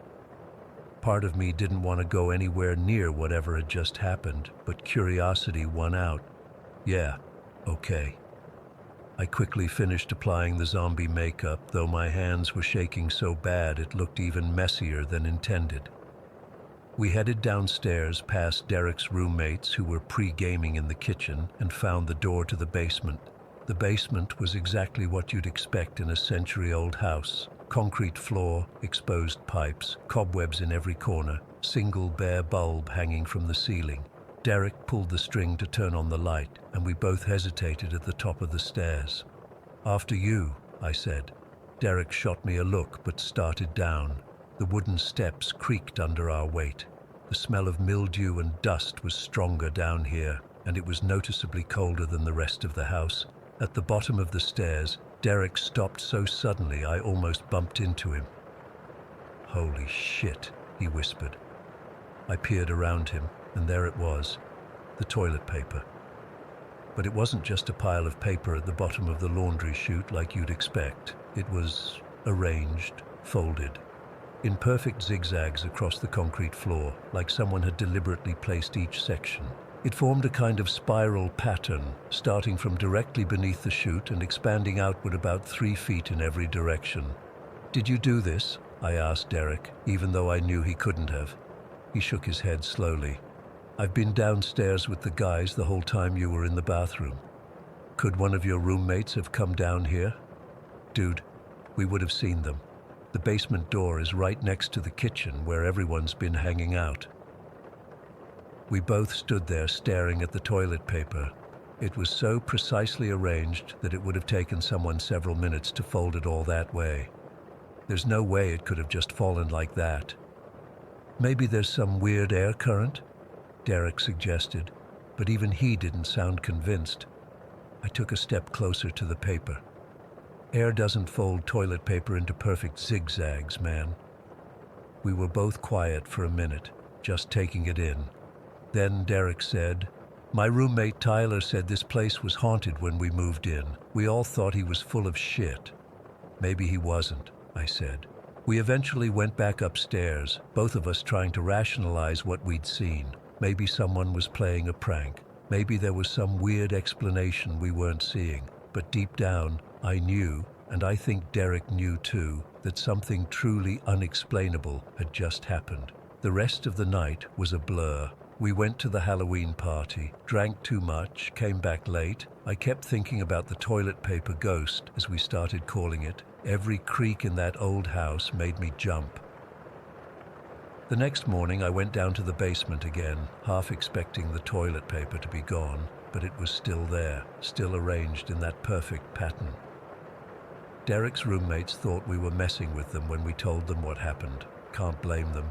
I wouldn't have believed it either if I hadn't seen it myself. Nothing else weird happened for the rest of my visit. No more moving toilet paper, no objects floating around, nothing. Just that one bizarre incident. But it was enough. Enough to make me question everything I thought I knew about reality. I've tried to find logical explanations over the years. Maybe there was some weird draft I didn't notice.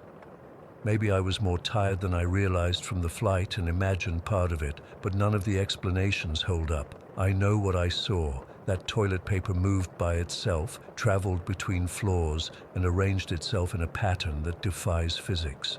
Derek still lives in that house. He says they've had a few other strange things happen. Objects disappearing and reappearing in odd places, lights turning on by themselves, that kind of thing. But nothing as blatant as what happened that Halloween night. We still call it the toilet paper ghost. A weird name for a weird experience, I guess. I'm not saying I believe in ghosts now. I don't know what I believe. All I know is that something happened in that bathroom that I can't explain. And sometimes, late at night, when I'm alone in my own apartment, I find myself looking at my toilet paper roll, half expecting it to tip over and start unraveling by itself. It never does, but I keep watching just in case. Story 10. I've never told anyone this story except my therapist, and even she seemed skeptical. I don't blame her. If someone told me this, I'd probably think they were making it up or had some kind of sleep paralysis. But I know what I saw. I know what happened to me 20 years ago, and I still can't explain it. I was 11 years old, living with my parents and older sister in Ravendale. It was a normal house in a normal neighborhood, nothing special or creepy about it. We'd lived there for about 3 years, and I'd never experienced anything unusual before that night. It was a Tuesday in October. I remember because we'd had a science test that day that I was worried about. Nothing else about the day stood out. Normal dinner, normal homework, normal bedtime routine. My room was at the end of the hallway, across from my sister's, with my parents' room downstairs. I had a small bedroom with blue walls, a twin bed pushed against the wall, a desk, and a closet. My window faced the backyard. I went to bed around 9:30 that night. I remember setting my alarm clock and pulling my covers up because it was getting colder at night. I fell asleep quickly. I was always a good sleeper as a kid. I don't know exactly what time it was when it happened, but I'm guessing around 2 in the morning.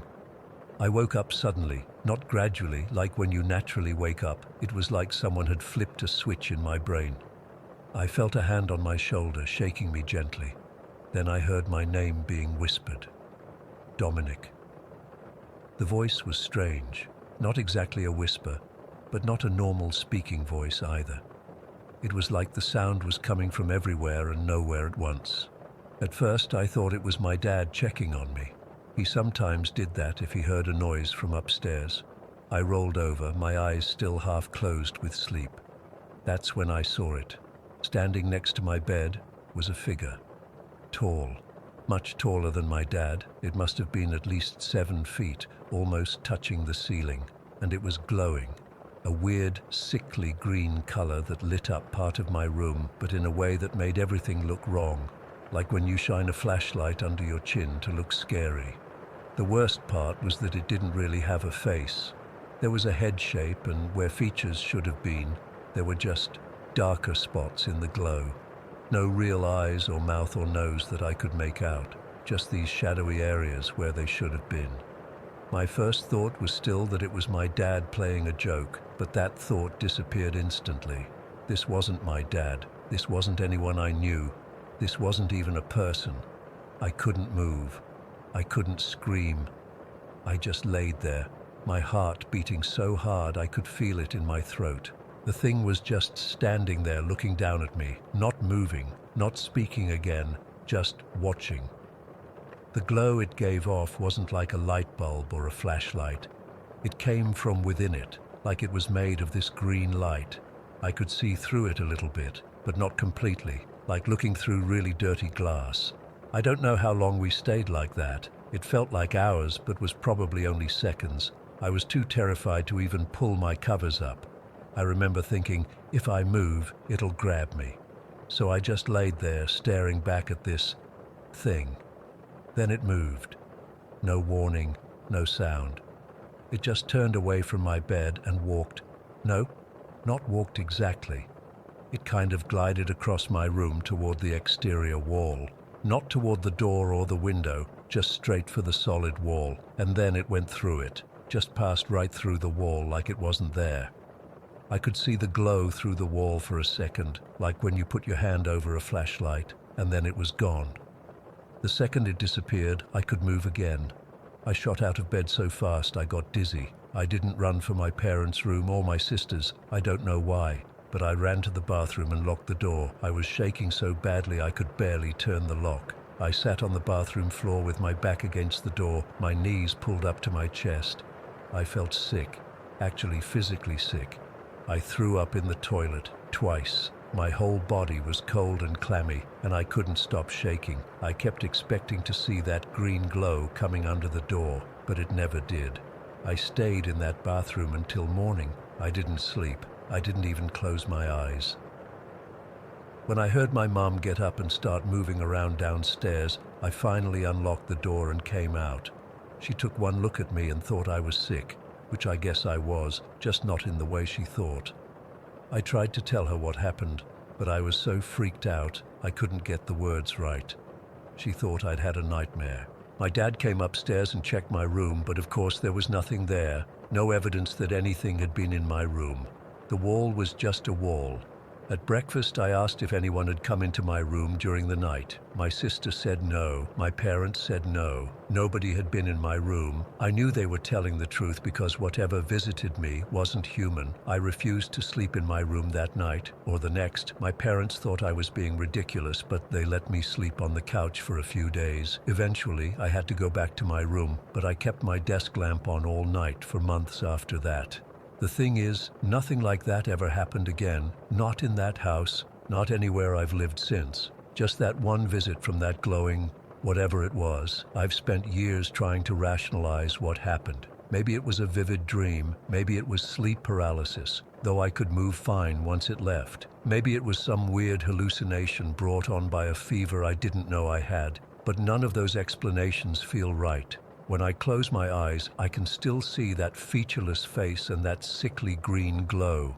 I can still feel the hand on my shoulder and hear my name being called. That wasn't a dream, it was real. What bothers me most isn't just that it happened, it's that I don't know why. Why me? Why that night? Was it trying to tell me something? Was it looking for someone else? Was it lost? And why did it just leave? The experience changed me. For years afterward, I slept with some kind of light on. I developed this habit of checking all the corners of a room when I enter. I still do it, 20 years later. I can't sleep with my back to an open room. I have to face the door. And sometimes, when I wake up suddenly in the middle of the night, my first thought is always, is it back? I've read about other people's supernatural experiences. Some people see ghosts of relatives or strangers. Some people see shadow figures. But I've never read about anyone seeing something like what I saw, this tall, glowing, featureless thing that could walk through walls. The strangest part is that I wasn't just scared when it happened. I felt something else too.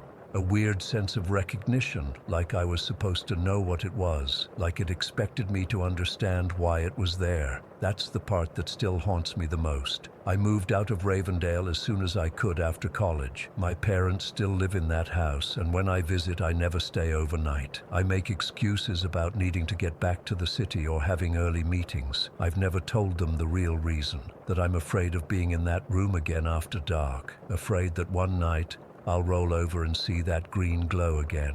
And this time, maybe it won't just watch me and leave. I don't know what it was or what it wanted. I don't know if it was a ghost or an alien or something else entirely. All I know is what I saw and what I felt, and that nothing, no rationalization, no therapy, no amount of time has been able to convince me it wasn't real. Sometimes I wonder if it visits other people now. If somewhere, right now, some other kid is waking up to find that tall, glowing figure standing by their bed, calling their name. And I wonder if they're frozen with the same terror I felt. And I wonder if they'll spend the rest of their lives, like me, sleeping with one eye open, always waiting for it to return. Story 11. I've never told anyone the full story before. I'm not even sure why I'm writing it now, except that I need to get this out. Maybe someone here has experienced something similar. Maybe I'm just going crazy. I honestly don't know anymore. It started when I was 6 years old. I still remember that first nightmare with perfect clarity, even though it's been almost 30 years. I was standing on my childhood street at night.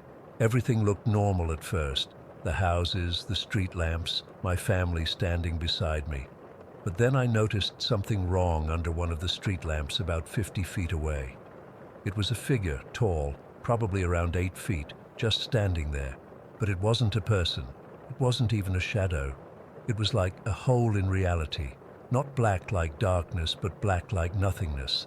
Like someone had cut a person-shaped hole in the world, and behind it was just void, empty space where something should be.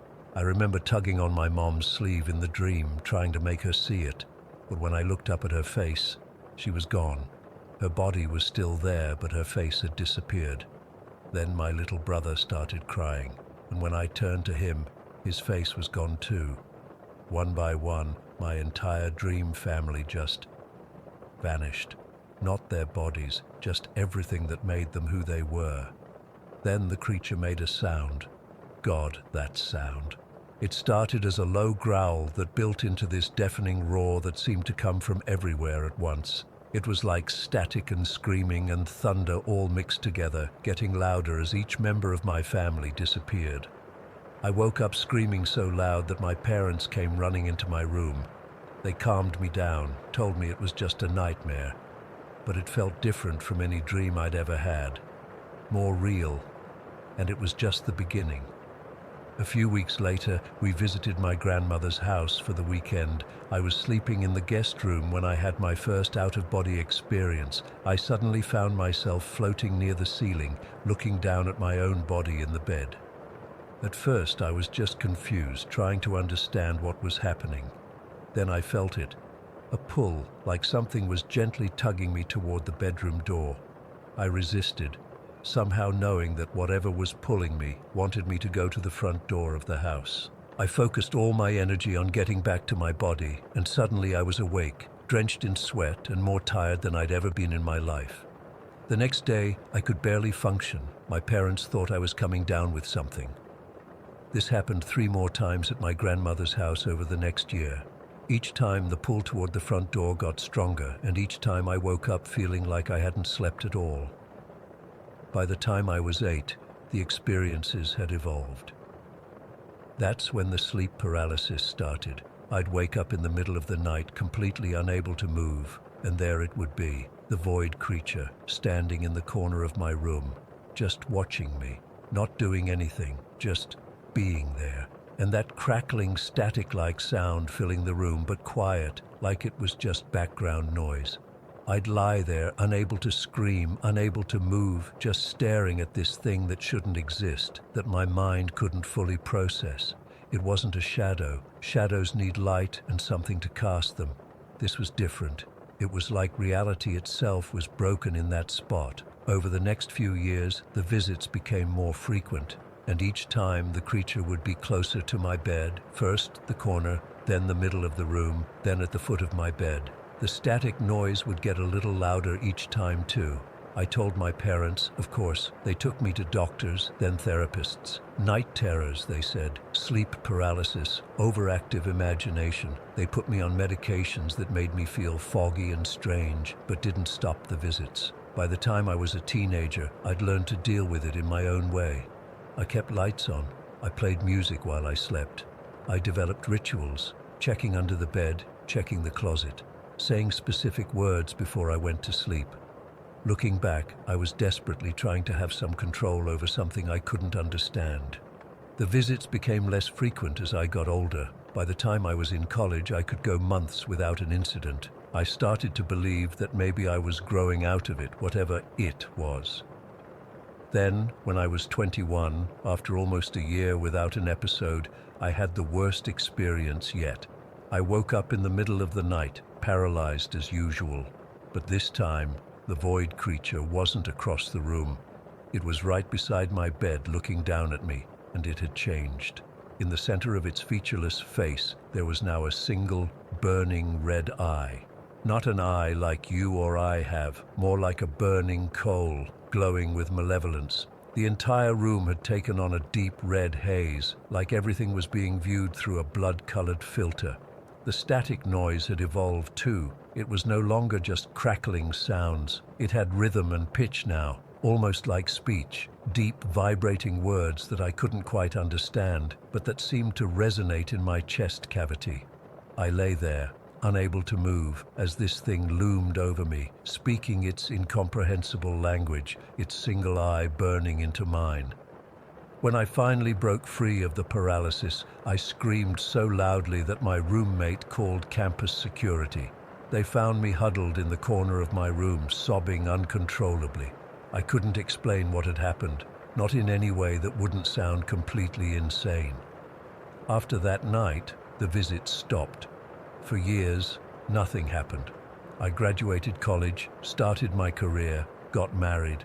I began to think that maybe the whole thing had been some kind of prolonged childhood psychosis that I'd finally outgrown. I even started to doubt my own memories of the experiences, wondering if I'd somehow exaggerated them in my mind over time.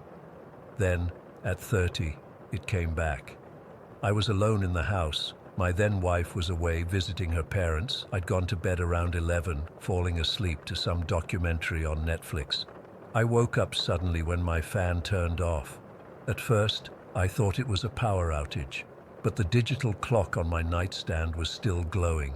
Then I heard it, a quiet growl coming from under my bed. Not an animal growl. That sound I'd first heard in my nightmare at 6 years old. I froze, lying perfectly still, hoping that somehow if I didn't move, it wouldn't know I was awake. But I could feel it. The presence, the wrongness in the room. The air felt thick, like trying to breathe underwater. Slowly, so slowly, I reached for my phone on the nightstand. My fingers had just touched it when the growling stopped. The silence was somehow worse. I grabbed my phone and rolled out of bed in one motion, stumbling toward my bedroom door. I yanked the door open and was hit with that roar, the same deafening, reality-breaking roar from my childhood nightmare. The hallway outside my room was awash in that same deep red glow, and standing at the end of the hall was the void creature, its single red eye fixed on me. I slammed the door shut and backed away, my heart pounding so hard I thought it might break my ribs. I had to get out, had to get away. The window, I could climb out the window. I turned around, and the room had changed. The window was gone, just smooth wall where it should have been. This wasn't possible. None of this was possible. The door. I had to try the door again. Maybe it was gone. I turned back, took a deep breath, and yanked the door open again. The hallway was normal now. No red glow, no creature. Just my ordinary hallway with its beige walls and framed photos. I ran, through the hall, down the stairs, straight to the front door. I fumbled with the lock, threw the door open, and stepped out into my bedroom. I was back in my bedroom, standing just inside the doorway.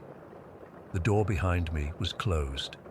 The room was bathed in that red glow, and the static speech was all around me, louder than ever. I tried again and again. Each time I'd make it to the front door, open it, step through, and find myself back in my bedroom.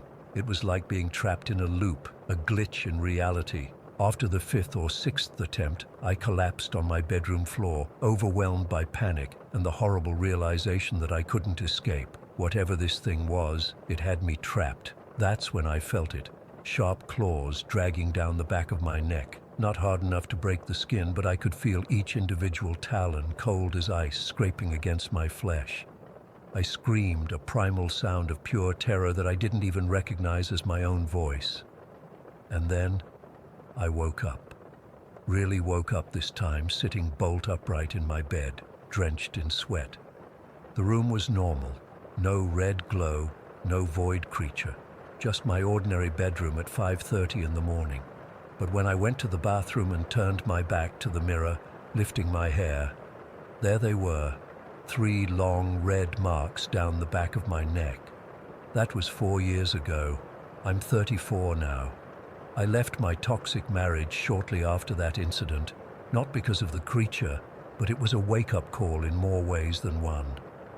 I realized I'd been deeply unhappy for years, staying in a relationship that was slowly destroying me. Looking back, I've noticed a pattern. The void creature seems to appear during the most vulnerable periods of my life, when I was a child, feeling powerless, in college, when I was stressed about my future, at 30, when my marriage was falling apart. I've wondered if this thing, whatever it is, feeds on negative emotions, on fear and despair and hopelessness.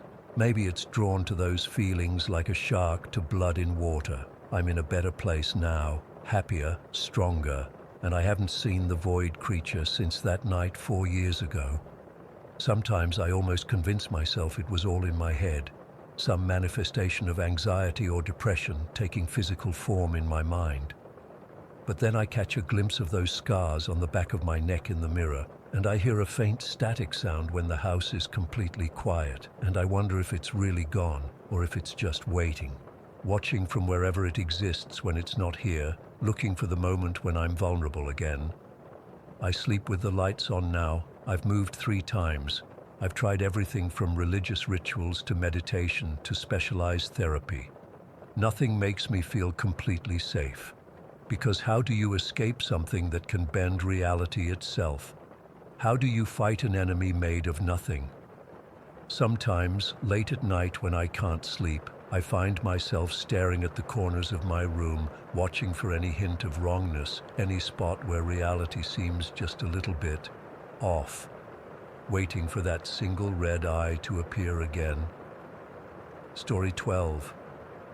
I still have nightmares about that house. We lived there for less than 6 months, but it feels like those months stretched into years. My parents were so excited when we found the place, a beautiful 2-story house in Westfield with this perfect circular layout downstairs. Mom couldn't stop talking about the massive kitchen and Dad kept going on about the yard. My brother Jake and I were just happy to have our own rooms. The house was old but well maintained, and the price was surprisingly good for the neighborhood. We didn't ask why. God, I wish we had asked why. We moved in during early autumn. The weather was perfect, and everything seemed so normal at first. My parents took the master bedroom upstairs on the left side of the hallway. Jake and I had rooms across from each other at the end of the hall. There was another bedroom upstairs on the right side that stayed empty. We used it for storage at first. For the first few weeks, everything was fine. I remember thinking how much I loved the house, especially my room with its big windows overlooking the backyard. I felt safe there until I didn't. It was around midnight, about a month after we moved in. I was still awake, scrolling through my phone when I needed to use the bathroom. My door was open, and so was Jake's across the hall. I could see him at his desk, headphones on, playing some game on his computer. The bathroom was between our rooms. That's when I saw it. Something, ran past my door and into the bathroom. It wasn't like a normal person walking by. It was fast, like they were running from something, just a dark blur of movement. I froze, my heart hammering in my chest. "Jake!" I called out, my voice barely above a whisper. "Did you see that?" He turned slowly, pulling off his headphones. The look on his face, I'll never forget it. He was pale, and his eyes were wide. "Whatever it was," he said, "I don't even want to think about it." We both started keeping our doors closed after that night. I tried to convince myself it was just my imagination. Maybe I was tired, or maybe it was just shadows playing tricks on me. But deep down, I knew what I saw. And clearly, Jake had seen something too. About 3 weeks later, Mom told us her friend Elaine needed a place to stay for a while. Her apartment had flooded and she needed somewhere to crash until the repairs were finished.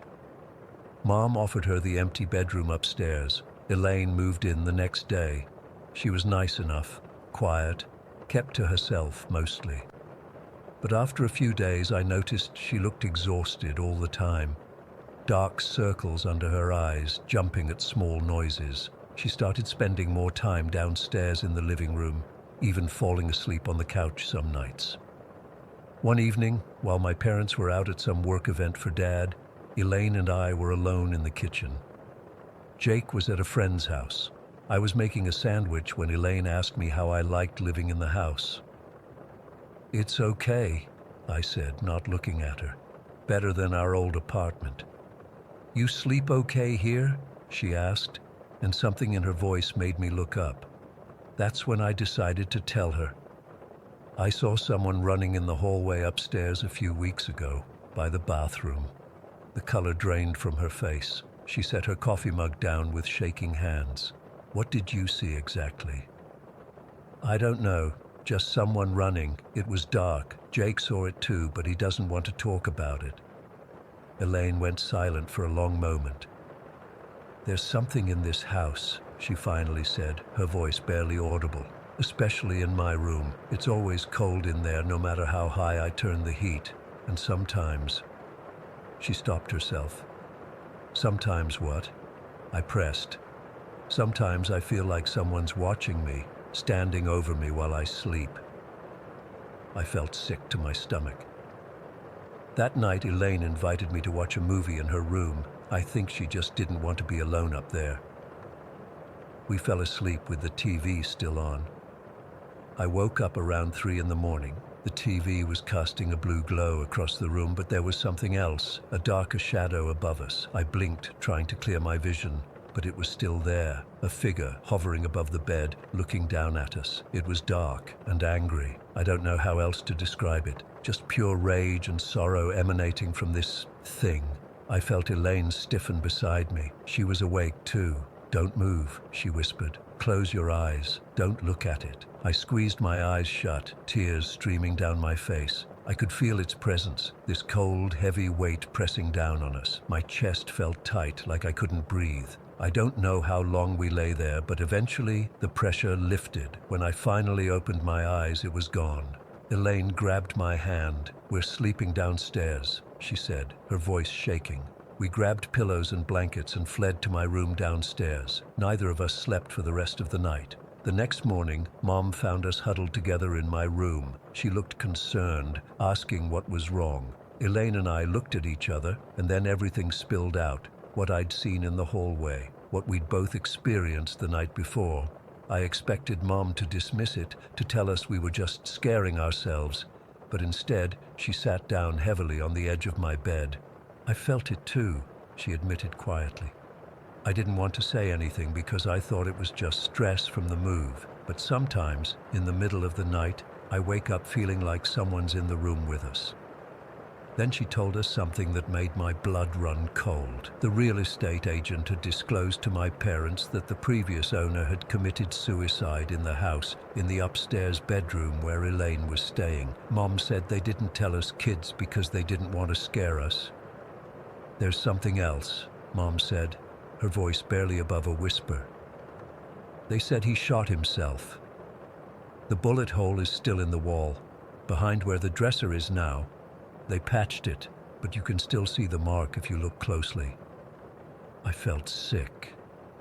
The night before, while watching TV in Elaine's room, I'd noticed a small circular indentation in the wall. I thought it was just damage from moving furniture or something. I hadn't mentioned it to Elaine. Elaine moved out that same day. She said she'd rather stay in a hotel until her apartment was fixed. My parents didn't try to convince her to stay. A few days after Elaine left, Jake and I were playing in the backyard. It was almost dark, that weird twilight time when shadows get long and everything looks a bit off. I happened to glance up at the house, at the window of the guest bedroom, Elaine's old room. There was someone standing there watching us, a dark figure with one hand against its head, like it was holding something, like it was holding a gun. I grabbed Jake's arm so hard he yelped. "Look," I whispered, pointing up at the window. He saw it too. We both did. We ran inside, straight to Mom and Dad, who were making dinner in the kitchen. We were crying, babbling about what we'd seen. Dad went upstairs to check, but of course, there was nothing there. That night, Dad had his own experience. He went to take out the trash and saw someone standing by the side door when he came back in. He said he thought it was Mom at first, but when he called out, the figure disappeared, just vanished. 2 weeks later, we moved out of the Mary Hill house. My parents broke the lease, forfeited the security deposit, whatever it took to get us out of there. We never went back, not even to see the new tenants move in. I've tried researching the history of the house since then. All I could find was that a man named Robert Simmons owned it in the 90s. He was found dead in the upstairs bedroom in 1997, self-inflicted gunshot wound to the head. Sometimes I wonder if he's still there, trapped in that house, reliving his final moments over and over, running down that hallway, standing at that window, holding that gun to his head. I still have nightmares about the Mary Hill house, about that figure hovering above us in the darkness, about the cold rage that filled that room, about the mark on the wall where a man ended his life. I don't know what was in that house. I don't know if it was Robert Simmons or something else entirely. All I know is that it was real, and it was angry, and it didn't want us there. And sometimes, when I wake up in the middle of the night in my new house, I still check the hallway outside my door, just to make sure nothing is running past. Story 13. I'm still not sure what happened to me that night 11 years ago, but it's haunted me ever since. I've tried explaining it to a few close friends, but they either think I was dreaming or just laugh it off. I need to get this off my chest once and for all. This happened back when I was 19. I just dropped out of Youngstown State after barely making it through a semester. College wasn't for me. I was wasting money and time pretending to care about classes when all I really wanted was to figure out what the hell to do with my life. I was living with my parents in East Cleveland, not exactly the safest neighborhood, but it was home. My girlfriend at the time, let's call her Jenna, and I were in this weird on-again, off-again phase. We'd broken up officially a few weeks before this happened, but we were still seeing each other almost every day. Neither of us could seem to let go completely. Looking back, it was toxic, but when you're 19 and confused about everything, you don't always make the best decisions. My older brother had this party house near Coventry where we'd hang out most weekends. It was this old two-story place with creaky floors and these massive worn-out couches in the living room that you could practically get lost in. The basement was always off limits to guests because that's where he kept his dogs, a pit bull named Chocolate and an American bulldog named Creed. Those dogs were his pride and joy, but they weren't exactly trained. Chocolate especially had this habit of sneaking upstairs whenever the basement door wasn't properly closed. One Friday night in February, Jenna and I had been hanging out at my brother's place. It was just us two for most of the evening, watching some forgettable movie on his ancient TV. Around midnight, my brother came home with a bunch of his friends from some club downtown. There were maybe 5 guys and 3 girls with them. I recognized most of them except for one of the girls, this tall brunette who kept making eye contact with me. I'd met her once before at another party, and she'd been pretty obvious about being interested in me. That night, she was even more forward, sitting close to me when the group squeezed onto the couches, letting her hand brush against mine when passing me a beer. Jenna noticed and kept giving me these looks, but didn't say anything. As the night wore on, people started getting tired. My brother and most of his friends headed upstairs to crash in the various bedrooms. Jenna had fallen asleep on one of the big couches, curled up under this ratty Cleveland Browns blanket my brother kept around. The brunette was one of the last to go upstairs, and as she did, she gave me this look, you know the kind, and whispered, "I'm in the guest room if you get bored." I sat there for maybe 20 minutes, watching Jenna sleep and feeling this war going on inside my head. I'd like to say I was a better person than I actually was, but the truth is, I was seriously considering going upstairs. Jenna and I were technically broken up, I told myself. We weren't exclusive anymore, just stupid justifications. Eventually, I got up and crept upstairs. The house was dark except for a thin strip of light coming from under the guest room door. I stood there for what felt like forever, my hand hovering over the doorknob. When I finally knocked softly, she opened almost immediately, like she'd been waiting. She pulled me into the room, but before anything could happen, she looked at me and asked, "What about your girlfriend downstairs?" I mumbled something about how we weren't really together anymore. Even as the words came out of my mouth, I felt like garbage. The brunette must have seen it on my face because she stepped back and said, "Look, I'm not into being the other woman. If you're still with her, even kinda, this isn't happening. That's disrespectful to her and to me." The shame hit me like a punch to the gut. She was right. I apologized awkwardly and left the room, feeling like the biggest asshole on the planet. I went back downstairs, but I couldn't bring myself to lie next to Jenna. Instead, I took the other couch, draping my arm over my face like I could hide from my own conscience. I pulled this thin blanket over my head, leaving just my right arm exposed because the room was stuffy. I laid there in the dark, listening to Jenna's soft breathing from the other couch, hating myself. Eventually, my eyes got heavy. Just as I was drifting off, I heard what sounded like nails clicking on the hardwood floor. My first thought was that Chocolate had gotten out of the basement again. I was too exhausted and ashamed to get up and deal with it, so I just laid there, thinking the dog would eventually settle down somewhere. That's when it happened. Suddenly I couldn't move, like at all. My body felt like it weighed 1,000 pounds, but my mind was completely awake. I'd experienced sleep paralysis before, but never like this. Usually it was just the feeling of being pinned down.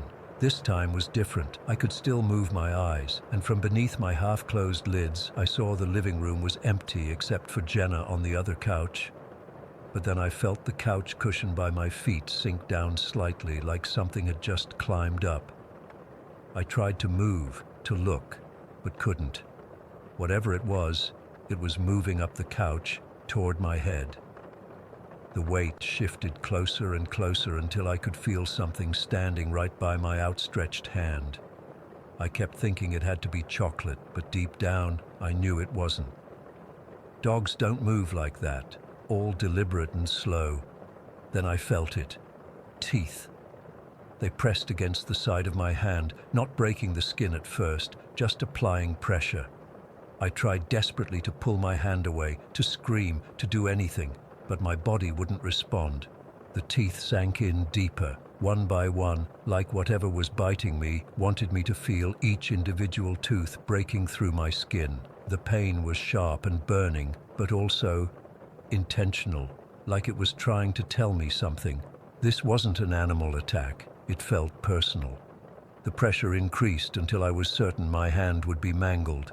Just when I thought I couldn't take it anymore, the paralysis broke. I jerked upright and fell right off the couch onto the floor with a thud. My heart was pounding so hard I could hear it in my ears. I scrambled to my feet, expecting to see blood pouring from my hand, but there was nothing. No marks, no blood, no pain anymore. I looked around frantically. The living room was exactly as it had been. Jenna was still asleep on the other couch, undisturbed by my fall. There was no dog, no person, nothing that could have bitten me. My first thought was that I had to check the basement.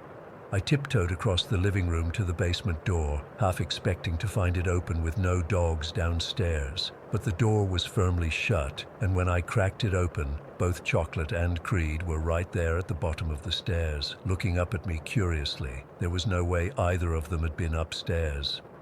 I closed the door and went back to the living room, turning on all the lights and checking every corner. Nothing.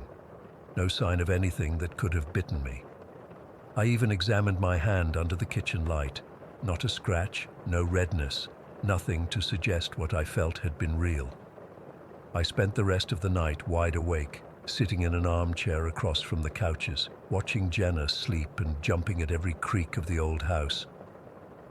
When morning finally came, I was exhausted and confused.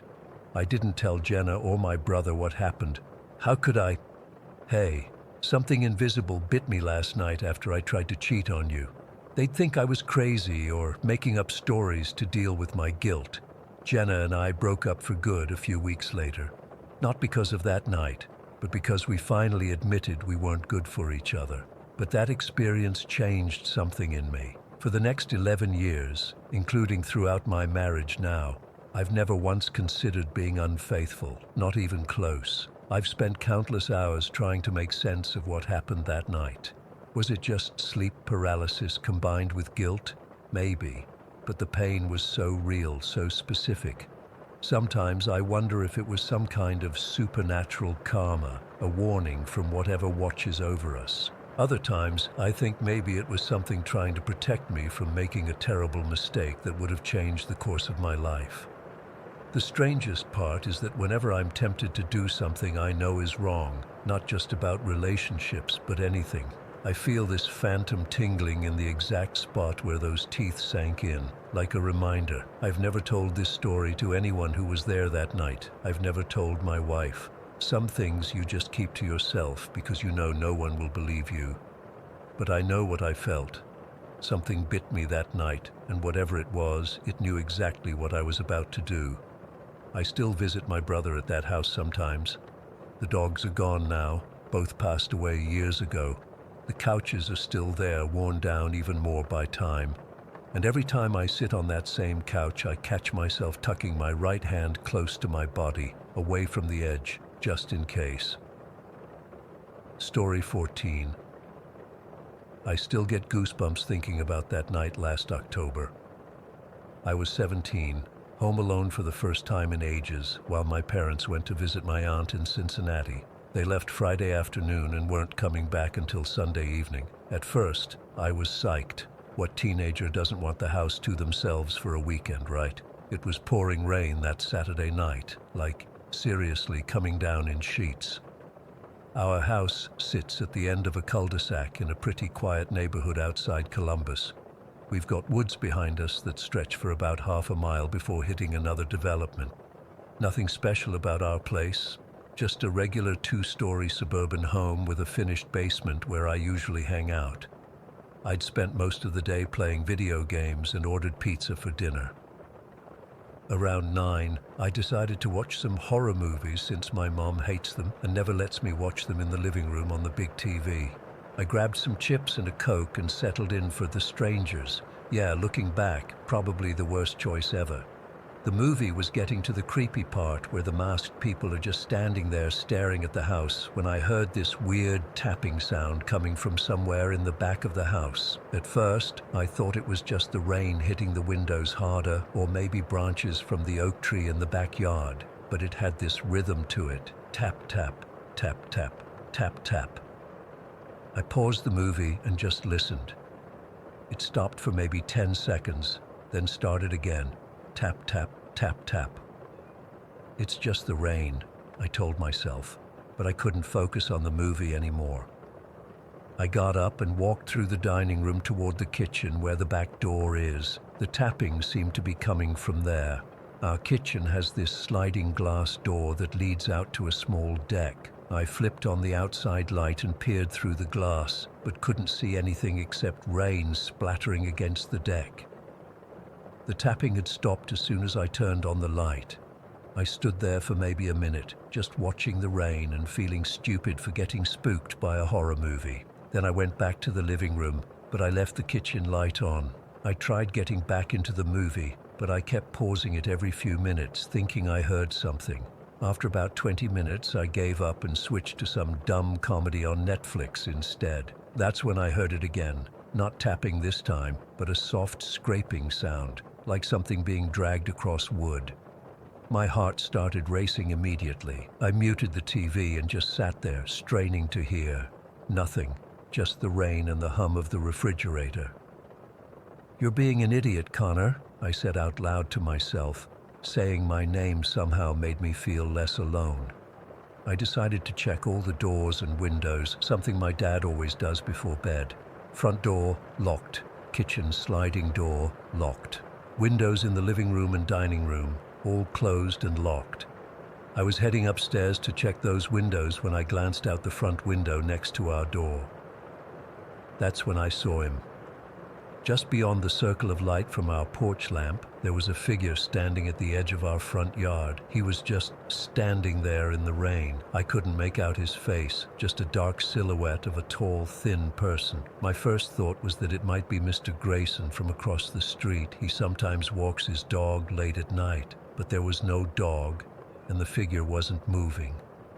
I stepped away from the window, my heart pounding so hard I could feel it in my throat. I waited a few seconds, then peeked out again. He was closer now, maybe halfway up our front walk. I could see that he was wearing dark clothes and something like a baseball cap pulled low. I grabbed my phone from the coffee table and went upstairs to my parents' bedroom, which faces the front of the house. From there, I could look down and see the front porch and yard without being spotted. The figure was now at the bottom of our porch steps, looking up at the house. My hands were shaking so bad I could barely unlock my phone. I opened my messages and texted my friend Sarah. "Someone's outside my house just standing there watching." She responded immediately. "What? Are you serious? Call the cops." I wasn't ready to call the police yet. What would I even say? There's a person standing in the rain looking at my house. I wasn't sure if that was enough reason to call them. "I don't know if I should," I texted back. "Maybe it's nothing." "Take a pic," she wrote. I tried to snap a photo through the window, but it was too dark and the rain made everything blurry. As I was trying to get a better angle, the doorbell rang. My whole body went cold. I froze, phone still in my hand, staring at the bedroom door like it might burst open any second. The doorbell rang again, followed by 3 loud knocks. "Hello?" a man's voice called out. "Is anyone home? I need help." I texted Sarah. "He's at the door ringing the bell. What do I do?" "Call 911 now," she responded. The voice called out again, louder this time. "Please, my car broke down. I just need to use your phone. I can see your lights are on." Something about his voice didn't sound right. It was too, I don't know, practiced, like he was trying to sound friendly, but it wasn't natural. I thought about what my dad always says. No one needs to use your phone anymore. Everyone has cell phones these days. I texted my parents but knew they were at some restaurant with my aunt and probably wouldn't check their phones. I was on my own. The knocking came again, harder this time. "Please, it's pouring out here. I just need to make a quick call." I crept down the hallway to the top of the stairs. staying well out of sight. "I've called the police," I shouted, trying to make my voice sound deeper, more adult. "They're on their way." There was silence for a moment. Then, "No, please, I don't need the police. I just need help. My girlfriend and I had a fight. She drove off with my phone. I just need to call someone to pick me up." His story kept changing. First a broken down car, now a fight with his girlfriend. My stomach was in knots. "My parents will be home any minute." I lied. "They just went to the store." The doorknob started to rattle, not like he was trying to turn it, like he was testing if it was locked. That's when I actually dialed 911 with trembling fingers. "911, what's your emergency?" the dispatcher asked. I whispered as quietly as I could. "There's someone trying to get into my house. I'm home alone and he won't leave." She asked for my address and told me to stay on the line. I could hear her typing and talking to someone else. "Are you somewhere safe in the house?" she asked. "I'm upstairs," I whispered. "He's at the front door." Suddenly the power went out. Everything went pitch black. I almost dropped my phone in panic. "The power just went out," I told the dispatcher, my voice cracking. "Stay calm," she said. "Officers are on their way. They should be there in about 5 minutes. Is there a room you can lock yourself in?" I made my way back to my parents' bedroom in the dark, using my phone's flashlight. Just as I was about to close the door, I heard footsteps on the back deck. "I think he's going around to the back of the house," I whispered into the phone. I locked the bedroom door and pushed the dresser in front of it, making way too much noise in the process. "Hello?" The voice was at the back door now. "I can hear you in there. Just let me in. I promise I won't hurt you." The way he said it made my skin crawl. Like, who says that? Who promises not to hurt someone unless they're thinking about hurting them? I heard a scratching sound at the back door, then a louder thud. Was he trying to break in? I slid down against the wall, clutching my phone like a lifeline, and crawled into my parents' bathroom. I locked that door too and sat in the bathtub, pulling the shower curtain closed.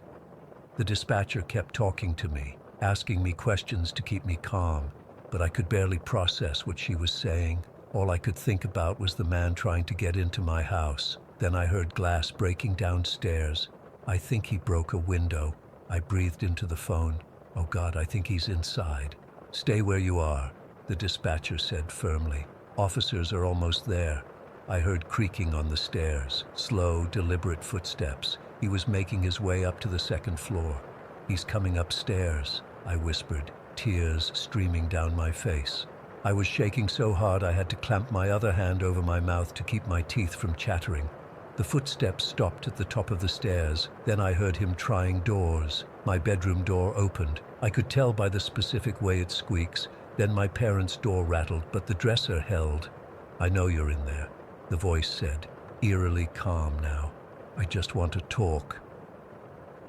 I heard a metallic sound, like something scraping against the door. A knife, a crowbar, I couldn't tell. Just then, through the bathroom window, I saw flashing blue and red lights reflecting off the trees.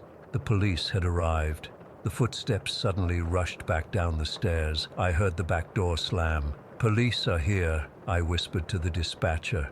"Stay where you are until the officers find you," she instructed. A few minutes later, which felt like hours, I heard voices downstairs. Official-sounding voices calling out, "Police, anyone here?" I shakily called down that I was upstairs in the bathroom. 2 officers came up and found me still in the bathtub, phone clutched to my chest. They searched the entire house and the surrounding property, but found no one.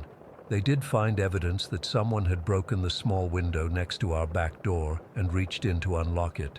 The power had been cut at the circuit breaker outside. The police stayed with me until my parents got home. They'd driven back immediately after I finally reached them. It's been 3 months now. We've installed a security system, motion detector lights, and cameras all around the house. I see a therapist twice a week for my anxiety. I still can't sleep with the lights off. The police never found the guy. They said it was probably someone looking for an empty house to rob, and when they realized I was home, they decided to try and trick me into opening the door. but sometimes I remember the calm way he said, "I just want to talk," after breaking into our house, and I'm not so sure.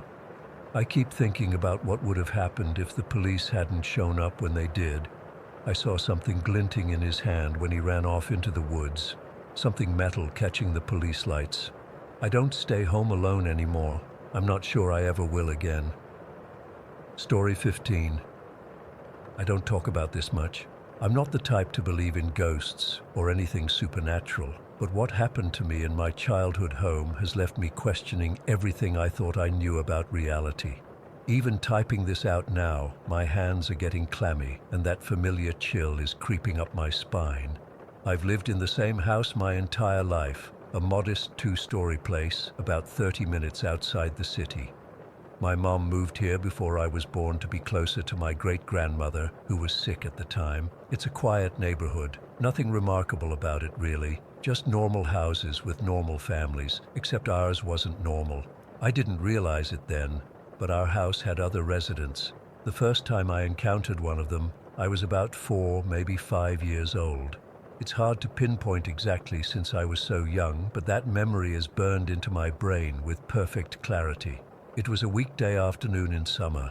Mom was taking a nap upstairs. She worked nights at the hospital back then and would sleep whenever she could catch a few hours.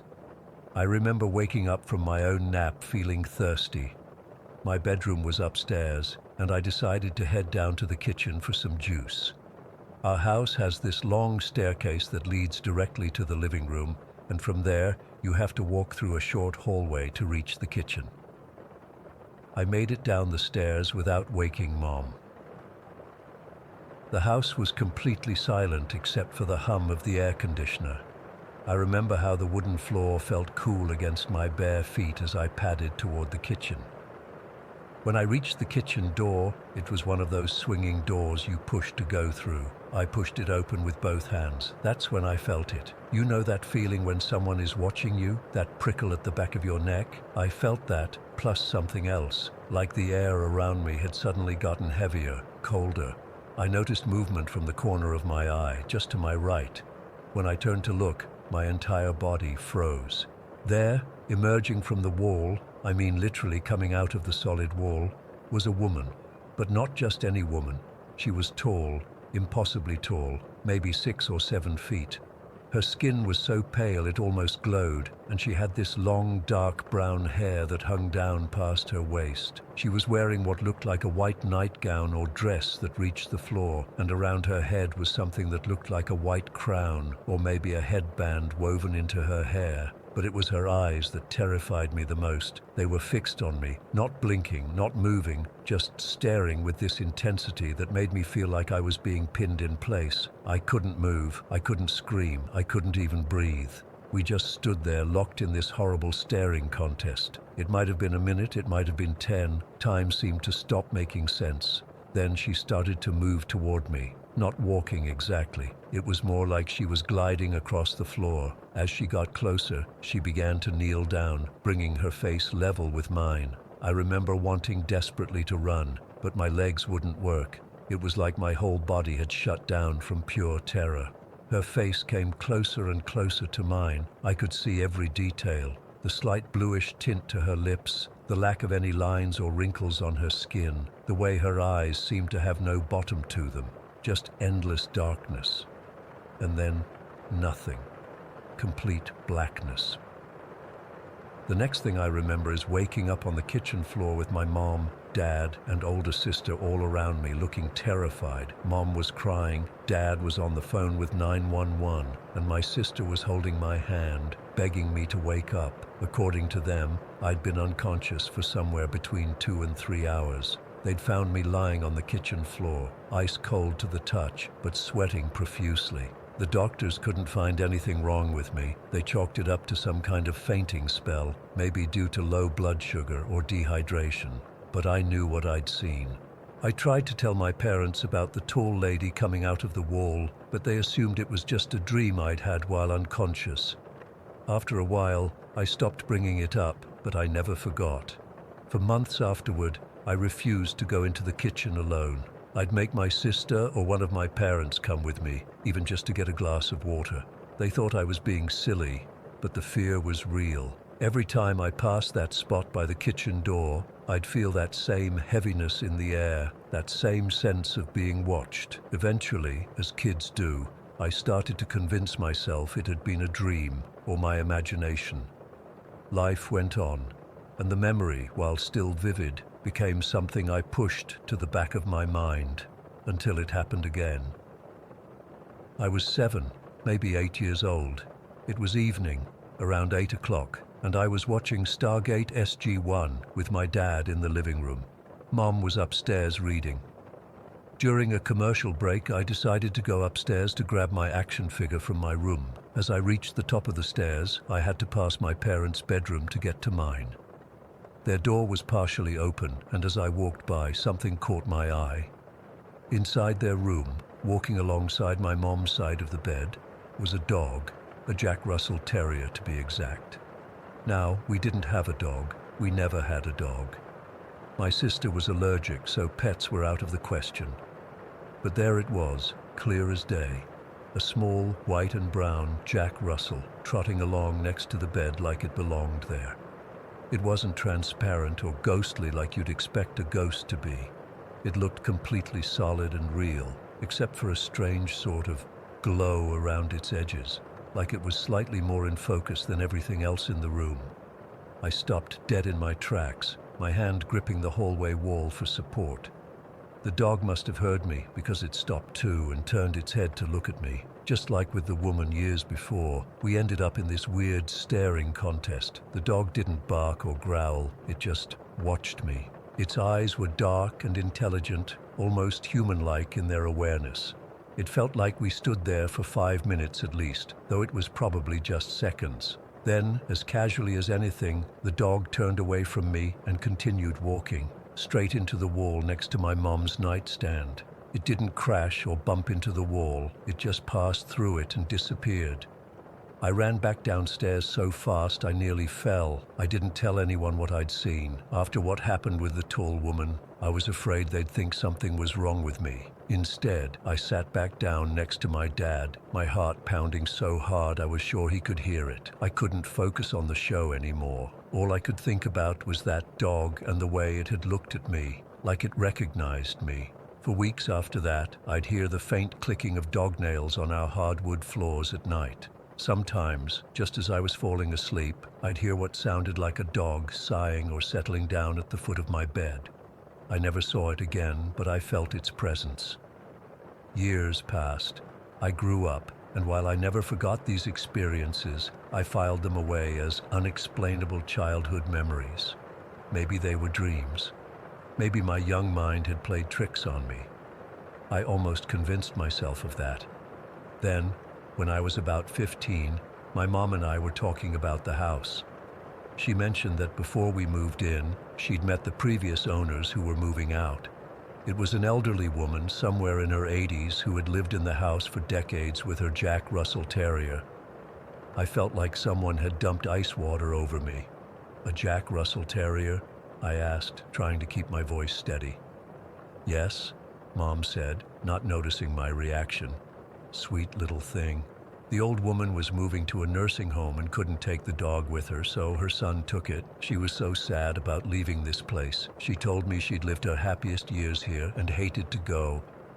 I wanted to ask more, but I was afraid of what I might learn. Instead, I did some digging on my own.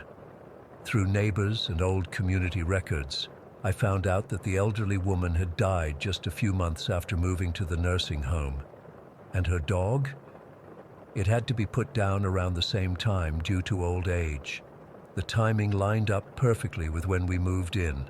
I've never told my family about the connection I made. What would I say? That I think our house is haunted by an old woman and her dog? That somehow I was able to see them? They'd think I was crazy, but I know what I saw.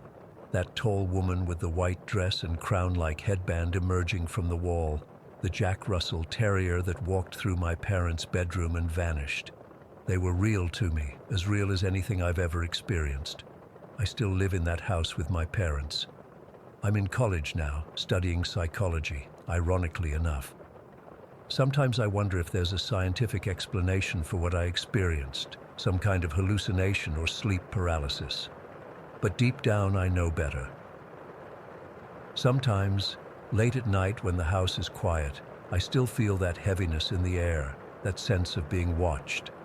I still occasionally hear the clicking of dog nails on the hardwood floors. And sometimes, just sometimes, out of the corner of my eye, I catch a glimpse of a tall, pale figure in white, watching me from the kitchen doorway. They've never hurt me. I think they're just here. This was their home before it was ours, and somehow they've never really left. I've made peace with that fact, even if I'll never fully understand it. Some things in this world just defy explanation. I haven't had another direct encounter like those two from my childhood. Part of me hopes I never do. But another part of me wonders if they're still trying to communicate something, the woman and her dog, some message from whatever place they now exist in. Maybe someday I'll figure it out, or maybe some things are better left unknown. I saw Story 16. I still can't bring myself to stay alone at night in old houses. It's been years since we moved out of that place in Kansas, but the memories follow me like a shadow. I've tried explaining what happened to therapists, friends, even my husband, but I always see that look in their eyes, like they're humoring me, so I figured I'd put it all down here, where people might actually understand. My parents bought this house when I was 14. It was dirt cheap because it needed a ton of work, but my dad was handy, and my mom fell in love with its character. If only they knew what kind of character they were dealing with. The house was one of the first built in our small town, back during Prohibition. The realtor actually bragged about its history as a moonshiner's party house, complete with hidden compartments and secret passages designed to evade police raids. My mom thought that was charming. I thought it was creepy as hell. The worst part was the family room, this log cabin-themed monstrosity with a fireplace big enough to roast a whole cow. The previous owners had decorated it with a dusty moose head from the 20s that stared at you no matter where you sat. The centerpiece was this salvaged chandelier from the old Douglas Opera House that cast the weirdest shadows. My mom called it atmospheric. I called it nightmare fuel. From day one, I couldn't stand being in that room after dark. It always felt like someone was standing right behind me, breathing down my neck. I'd be watching TV and suddenly get this overwhelming urge to run. The air would get heavy, like someone was pressing down on my chest. Even our pets wouldn't stay in there. Our cat Milo would arch his back and hiss at empty corners. Our golden retriever Sadie straight up refused to cross the threshold. She'd whine and back away if we tried to bring her in. Animals know things we don't, and they were telling us something was seriously wrong with that room. The den had this massive inch-thick solid wood door with an antique lock mechanism. The previous owners had lost the key, so it stayed permanently latched.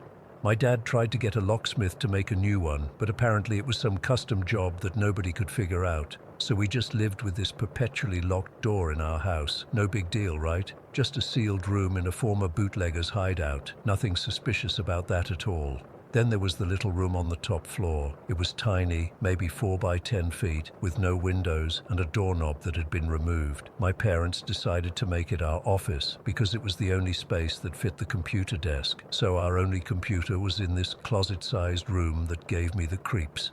That printer would turn on by itself at night. I'd be in my bedroom trying to sleep and hear it start up. The whirring noise, the mechanical clicks as it prepared to print. But when anyone went to check, there would be nothing. No paper, no error messages, nothing to explain why it had activated. The summer I turned 16 was when things really escalated. I was home alone one night in July trying to distract myself with TV in my bedroom because there was no way I was sitting in that den by myself. It was around 2 in the morning when my phone rang. It was my friend Melissa. We weren't super close, but she lived a few blocks away and sometimes we'd hang out. She sounded weird, like she was trying not to freak out. "Emma, are you wearing your black shirt right now? The one with the tiny hole near the collar?" My blood went cold. I was wearing my only black shirt, and it did have a small hole near the collar from catching it on my earring last week. "How did you know that?" I asked. She explained that she and some other girls were messing around with a Ouija board. and it had spelled out my name. When they asked why, it said her presence and told Melissa to call me right now. It also described exactly what I was wearing. I hung up and practically ran to my parents' room, but they were out of town visiting my aunt. I ended up barricading myself in my bedroom until sunrise, listening to every creak and groan of that old house. The following week, my mom, grandmother, sister, and I were driving home late from a movie. It was probably around 11:30, and we were on that long stretch of country road leading to our neighborhood. My mom suddenly slammed on the brakes, causing all of us to lurch forward. "Did you see that?" she gasped. We all had. Something white had darted across the road, not like a deer or a person. This thing moved with impossible speed, almost gliding. It was tall and pale, and I swear it turned to look at us as it disappeared into the trees. None of us could identify what we'd seen, but we all felt this deep, primal fear. We drove the rest of the way in silence, white-knuckling it until we pulled into our driveway. My dad was supposed to be home, but the house was dark except for the porch light. As we walked up to the front door, my sister grabbed my arm. "Did you hear that?" We all froze. From inside the house came the unmistakable sound of heavy footsteps, like work boots on hardwood. They were coming down the stairs, loud and deliberate. Thump, thump, thump. Then they stopped, right at the level of the den. My mom fumbled with her keys, hands shaking. "Gary?" she called out as she pushed the door open. "Gary, is that you?" We found my dad asleep in the upstairs bedroom, dead to the world with his CPAP machine humming away. He'd been there for hours. The dogs were in the backyard, and the cat was curled up on my parents' bed. We searched every inch of that house, closets, the attic, under beds. Nothing. Nobody else was there. But we'd all heard those footsteps, clear as day. I couldn't sleep that night. Around 3 in the morning, I heard the printer start up again in the little office room, then stop, then start again, like someone was pressing the button repeatedly. I pulled my covers over my head and pretended I couldn't hear it. The next morning, I checked the printer. No paper, no history in the queue, nothing to explain the activity. But when I looked closer at the tray, I noticed small wet spots, like droplets of water, or maybe tears. Things escalated over the next few weeks. Items would disappear and reappear in different places. The moose head in the den seemed to follow you even more intently with its glass eyes. One night I swear I saw it blink. The chandelier started turning by itself, slowly rotating counterclockwise, even when there was no breeze. The crystals would tinkle softly, like someone was running their fingers across them. My bedroom door would open on its own. I'd close it before bed, make sure it was latched properly, even wedge a chair under the handle sometimes. But I'd wake up to find it standing wide open, the chair pushed aside. One night in August, I woke up around 1 in the morning to the sound of my phone ringing. The caller ID showed 1-800-00, just zeros after the standard toll-free prefix. Half asleep, I answered it. At first, there was nothing but static. Then I heard what sounded like multiple voices whispering over each other, too quiet to make out words but clearly trying to communicate something urgent. The static grew louder, the voices more frantic, until suddenly they all went silent. Then a single voice, crystal clear, said, "The door is open now." I hung up and threw my phone across the room. My hands were shaking so badly I could barely turn on my bedside lamp. When I gathered the courage to look at my bedroom door, my heart nearly stopped. It was wide open, even though I distinctly remembered closing and locking it before bed. The next day, I tried to look up the number that had called me. It didn't exist in any directory. When I tried to call it back, an automated message said the number was not in service. I checked my call history to show my parents, but the entry had disappeared. That night, we all heard it, a low, mournful humming coming from the den. It sounded like someone singing an old lullaby, but distorted, wrong somehow. My dad grabbed a baseball bat and went to investigate while the rest of us huddled in my parents' room. He came back pale-faced. "There's nobody there," he said. "But the lock on that door, it's turning by itself, back and forth like someone's trying to open it from the inside." We all went down to look. Sure enough, the antique lock mechanism was rotating slowly, clicking as it moved. Nobody was touching it. My dad tried to hold it still, but it continued to turn under his hand, like it was being manipulated by something stronger than him. The humming grew louder. The chandelier began to spin faster. The temperature in the room dropped so suddenly that we could see our breath. My mom grabbed my sister and me and pushed us toward the front door. "We're not staying here tonight," she said, her voice shaking but determined. We spent that night at a motel. The next day, my parents started looking for a new place. By September, we'd moved into an apartment across town. My dad tried to sell the house, but it sat on the market for months before finally selling for much less than they'd paid. The strangest part? Once we left that house, everything stopped. No more mysterious phone calls, no footsteps, no self-activating printers. It was like whatever had been happening was tied specifically to that building. Years later, I did some research into the history of the place. Turns out the original owner, the moonshiner, and his wife died under mysterious circumstances. Their bodies were found in the den, locked from the inside. The official report said carbon monoxide poisoning from the fireplace, but local legend suggested something more sinister. Their remains are still in the old town morgue building, which is now a historical museum just down the street from our former house. Sometimes I dream about that phone call, 1-800-00, and wake up with my phone in my hand like I've been trying to dial it in my sleep. I've changed my number 3 times since then, but part of me is always waiting for it to ring in the middle of the night, for that voice to tell me once again, the door is open now. Because I know, somewhere in that house, it still is. Story 17. I still can't sleep with my bedroom window open, not even during summer when it gets unbearably hot in my room. My parents think I'm being ridiculous. It's been almost 2 years now, but they didn't see what I saw. They weren't alone in the house that night. It happened back in October 2 years ago when I was 16. I live in this really small town in Indiana where nothing ever happens. Like, the biggest news is usually when someone's cow gets loose or when the high school football team actually wins a game. We're the kind of place where most people don't even lock their doors at night. My parents were going to some fancy charity gala thing downtown for Dad's work. Mom had been talking about it for weeks, how she finally had a reason to wear the navy blue dress she bought on sale last year. They don't go out much, so it was kind of a big deal.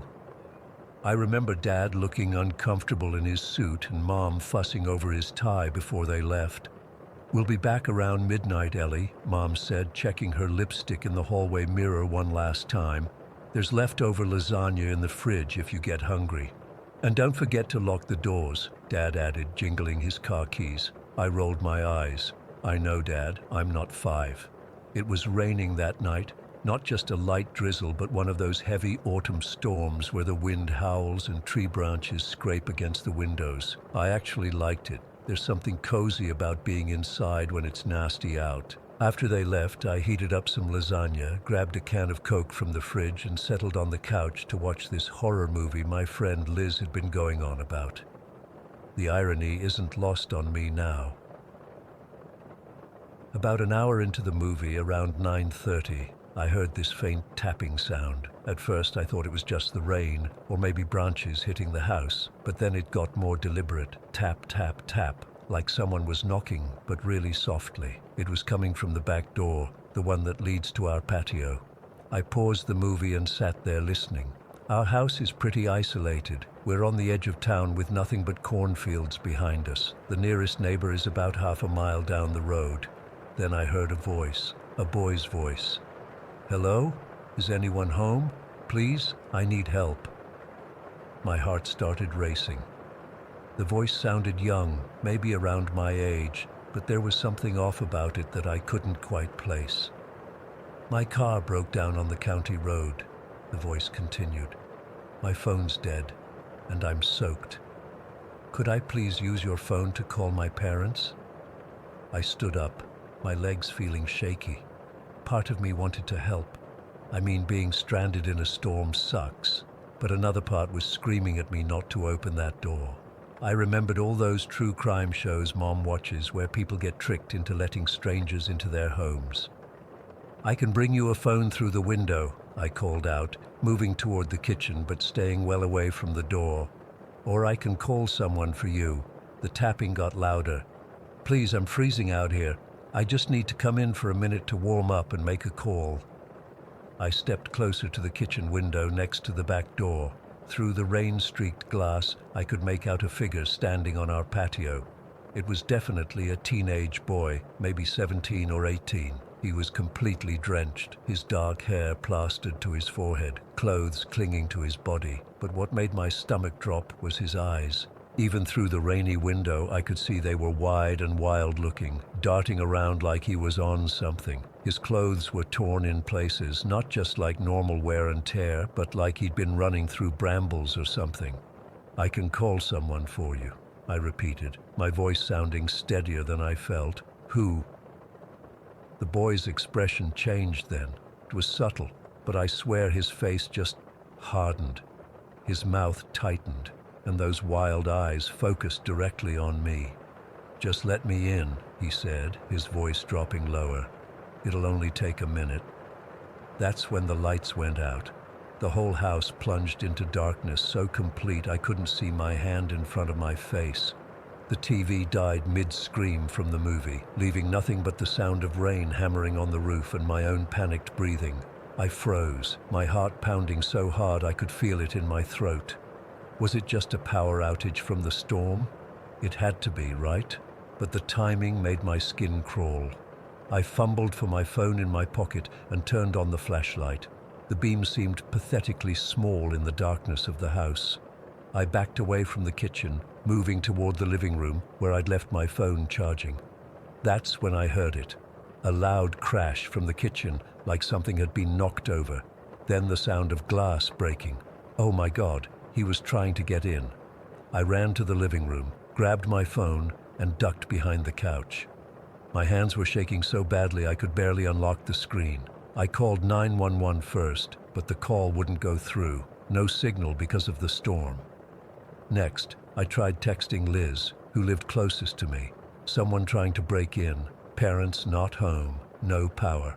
Call police. I hit send and prayed it would go through. The message showed as sending for what felt like forever, before finally showing delivered. From the kitchen, I could hear things being moved around. He was inside. Actually, inside my house. I covered my mouth with my hand to keep from making any noise. Should I run? Hide? Fight? My mind was racing through options, none of them good. Then, as suddenly as they'd gone out, the lights came back on. The TV blared back to life, making me jump. The house was flooded with light, and I heard rapid footsteps and the back door slamming. He'd run when the lights came on.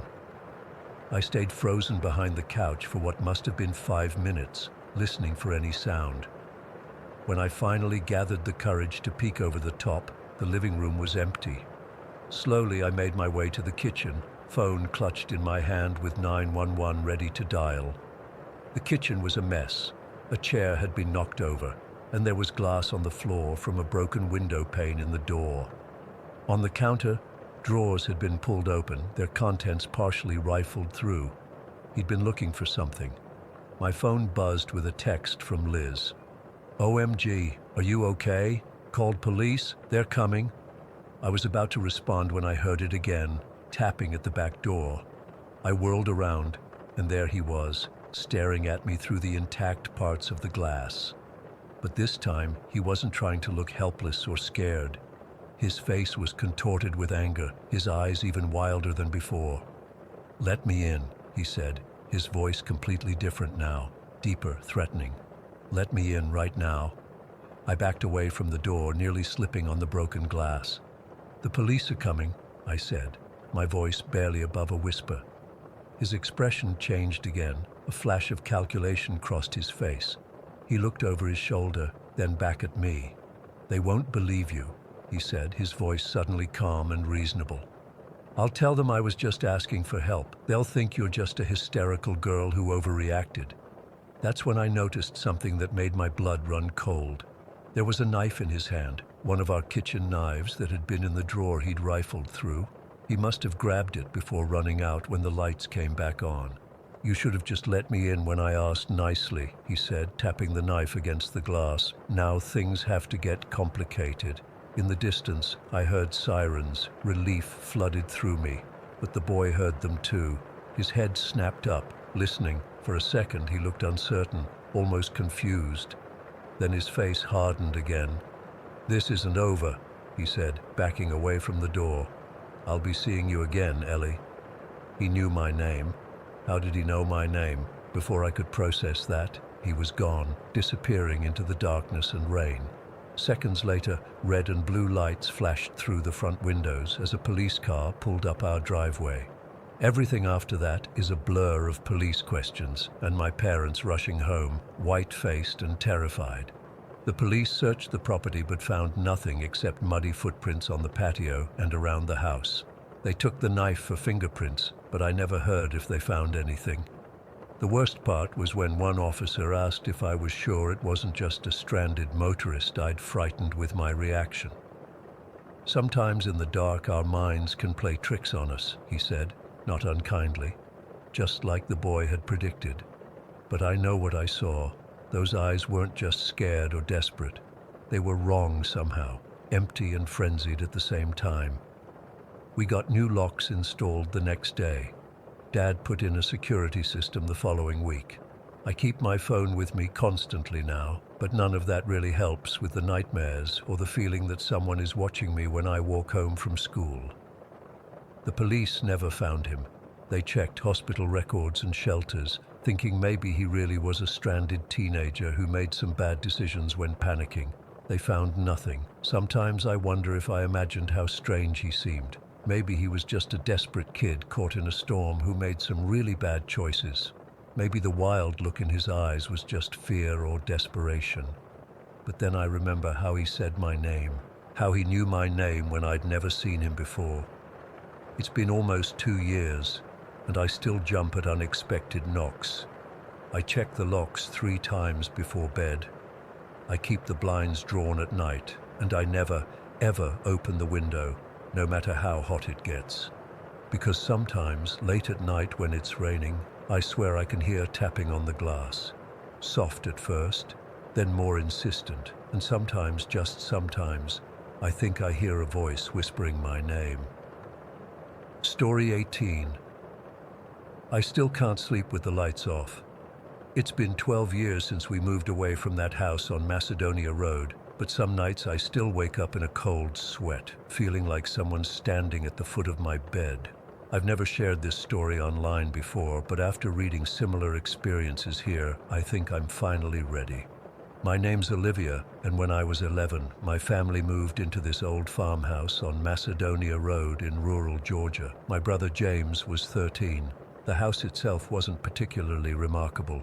2 stories, white siding that had seen better days, a wraparound porch with a swing. The property was beautiful though, about 5 acres with woods in the back and these massive oak trees that had probably been there for centuries. The inside of the house had been renovated sometime in the 90s, but there was one feature that always struck me as odd. This absurdly long hallway that ran the entire length of the 2nd floor. James and I had bedrooms at the front of the hallway, while our parents' master bedroom was all the way at the end. Between our rooms and theirs was just empty hallway, like 30 feet of it. It always felt unnecessarily long, like whoever designed it did so just to make walking to the bathroom in the middle of the night extra creepy. We moved in during the summer before I started 6th grade. The first few weeks were normal. We unpacked, explored the property, met the neighbors. Mom was thrilled with the house. She'd grown up nearby and said it reminded her of her childhood home. Dad was just happy to have a shorter commute to his office. What my mom failed to mention until we'd been there about a month was that there was an old family cemetery in the woods behind our property. Not a big one, just a small plot with maybe 15 headstones, the newest from the 1920s. When I asked why she hadn't told us sooner, she just shrugged and said she didn't want to spook us unnecessarily. That should have been my first clue that something was off about this place. The first incident happened about 2 months after we moved in. It was a Tuesday evening in October. I remember because my dad was working late and Mom had gone to a book club. James was supposed to be watching me, which really meant he was in his room playing video games while I did my homework. I decided to take a shower before bed. Our bathroom was painted this bright white that made it feel clean and safe, even at night. I'd been in the shower for maybe 5 minutes, soap in my hair, eyes closed to keep the shampoo out, when I felt it. The temperature in the bathroom suddenly dropped, not gradually, like when the hot water starts running out, but all at once. I shivered but kept washing my hair. That's when I saw it, even with my eyes closed, a shadow moving on the other side of the shower curtain. And then, this is the part that still makes my skin crawl, an adult-sized handprint pressed against the curtain, like someone was leaning their whole weight against it. The fingers dragged down slowly, making this awful squeaking noise against the plastic. I froze, my heart pounding in my chest. "Mom," I called out, thinking maybe she'd come home early. No answer.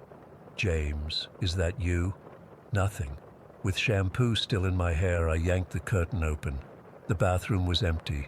The door was closed, just as I'd left it. There was no way someone could have entered and left without me hearing the door. The handprint on the curtain was gone too, like it had never been there. I've never washed and dried off so fast in my life. I sprinted down that long hallway to my room, leaving wet footprints on the hardwood. I was shaking so badly I could barely get dressed. Once I did, I went straight to James's room. "Something weird just happened in the bathroom," I told him, my voice trembling. He barely looked up from his game.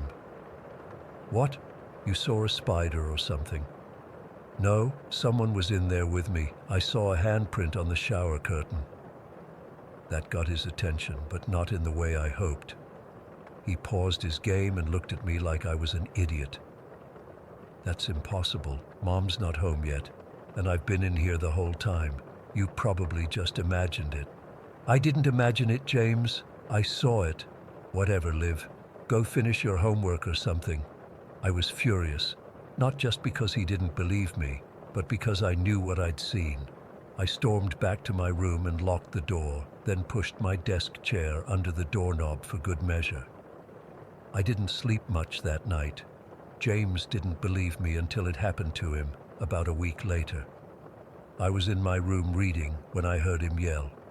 I ran into the hallway to find him standing in his doorway, face pale. "What happened?" I asked. He was staring down the empty hallway. "Someone was just here. I heard footsteps coming up to my door, and then they knocked, like really loud. I thought it was you messing with me, so I opened the door, but there was nobody there." I felt a chill run down my spine. "I told you." "But that's impossible," he said, more to himself than to me. "My room's at the dead end of this part of the hallway. The only other door is to the linen closet. Someone would have had to run all the way down to Mom and Dad's room to disappear that fast, and I would have seen them." He suddenly turned on me. "Are you sure it wasn't you? This isn't funny, Olivia." "It wasn't me. I was in my room the whole time." I was almost in tears from frustration. "I've been trying to tell you something weird is going on in this house." He looked at me for a long moment, and I could see the moment he finally believed me. "Let's check if Mom and Dad are upstairs," he said quietly. We walked together down that long hallway, checking each room. Our parents were both downstairs in the living room, Dad asleep in his recliner, Mom reading on the couch. They'd been there for hours. After that, James and I started noticing more things. The house would make noises at night that couldn't be explained by settling or pipes. Sometimes all the doors on the second floor would be closed when we came home from school, even though Mom always left them open to let the air circulate. Once I woke up at 3 in the morning to find my closet door wide open, though I distinctly remembered closing it before bed.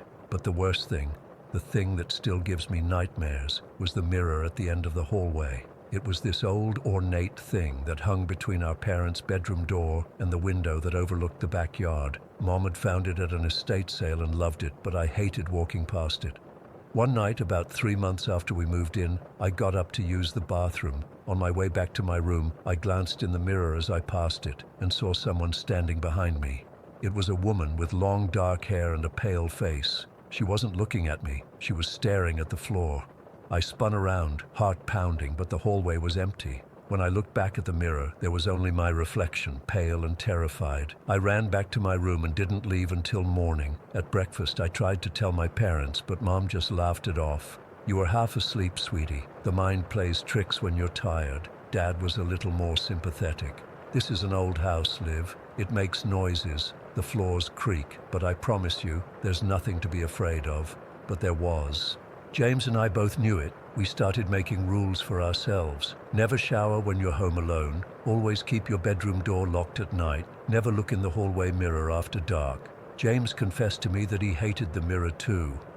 "It doesn't reflect right," he said one day when our parents were out. "Sometimes I walk past it, and my reflection seems delayed, like it takes a second to catch up with me." Things escalated about 6 months after we moved in. It was a Friday night in early spring, and our parents had gone out to dinner with friends. They'd be home late, so James and I ordered pizza and were watching movies in the living room. Neither of us wanted to be alone upstairs. Around 9 o'clock, we heard a loud thump from above us, like something heavy had fallen. We looked at each other, both frozen. "Maybe a book fell off a shelf," I suggested weakly. James shook his head. That was too loud for a book. We debated for 5 minutes before deciding to check it out together. We crept up the stairs, James leading the way with a baseball bat he'd grabbed from the closet. The hallway was dark except for the faint glow from the nightlight in the bathroom. Nothing seemed out of place at first. We checked my room, then James's. Everything was normal. Then we made our way down the long hallway toward our parents' room, checking the linen closet and the small storage room on the way. As we approached the mirror, I felt the air get colder. James must have felt it too because he slowed down, gripping the bat tighter. "Let's just check Mom and Dad's room and go back downstairs," I whispered. We were almost past the mirror when we heard it, a soft scratching sound coming from behind it, like fingernails dragging slowly across the wall. James stopped. "Did you hear that?" I nodded, unable to speak. The scratching continued, getting louder, more insistent. "It's probably just mice in the wall," James said, but he didn't sound convinced. He moved closer to the mirror, reaching out to touch the frame. The moment his fingers made contact, the scratching stopped. The silence that followed was somehow worse. Then James gasped and jumped back. "The mirror's warm," he said, his voice cracking. "Like body temperature." I wanted to run, but I was frozen in place. That's when I noticed something about our reflections. Mine looked normal, but James's, there was something wrong with his eyes in the mirror. They were too dark, almost completely black. "James," I whispered, "don't look at yourself." But it was too late. He was staring at his reflection, his real eyes wide with horror. "That's not me," he said. "Olivia, that's not me." I grabbed his arm and pulled him away from the mirror. "We need to go. Now."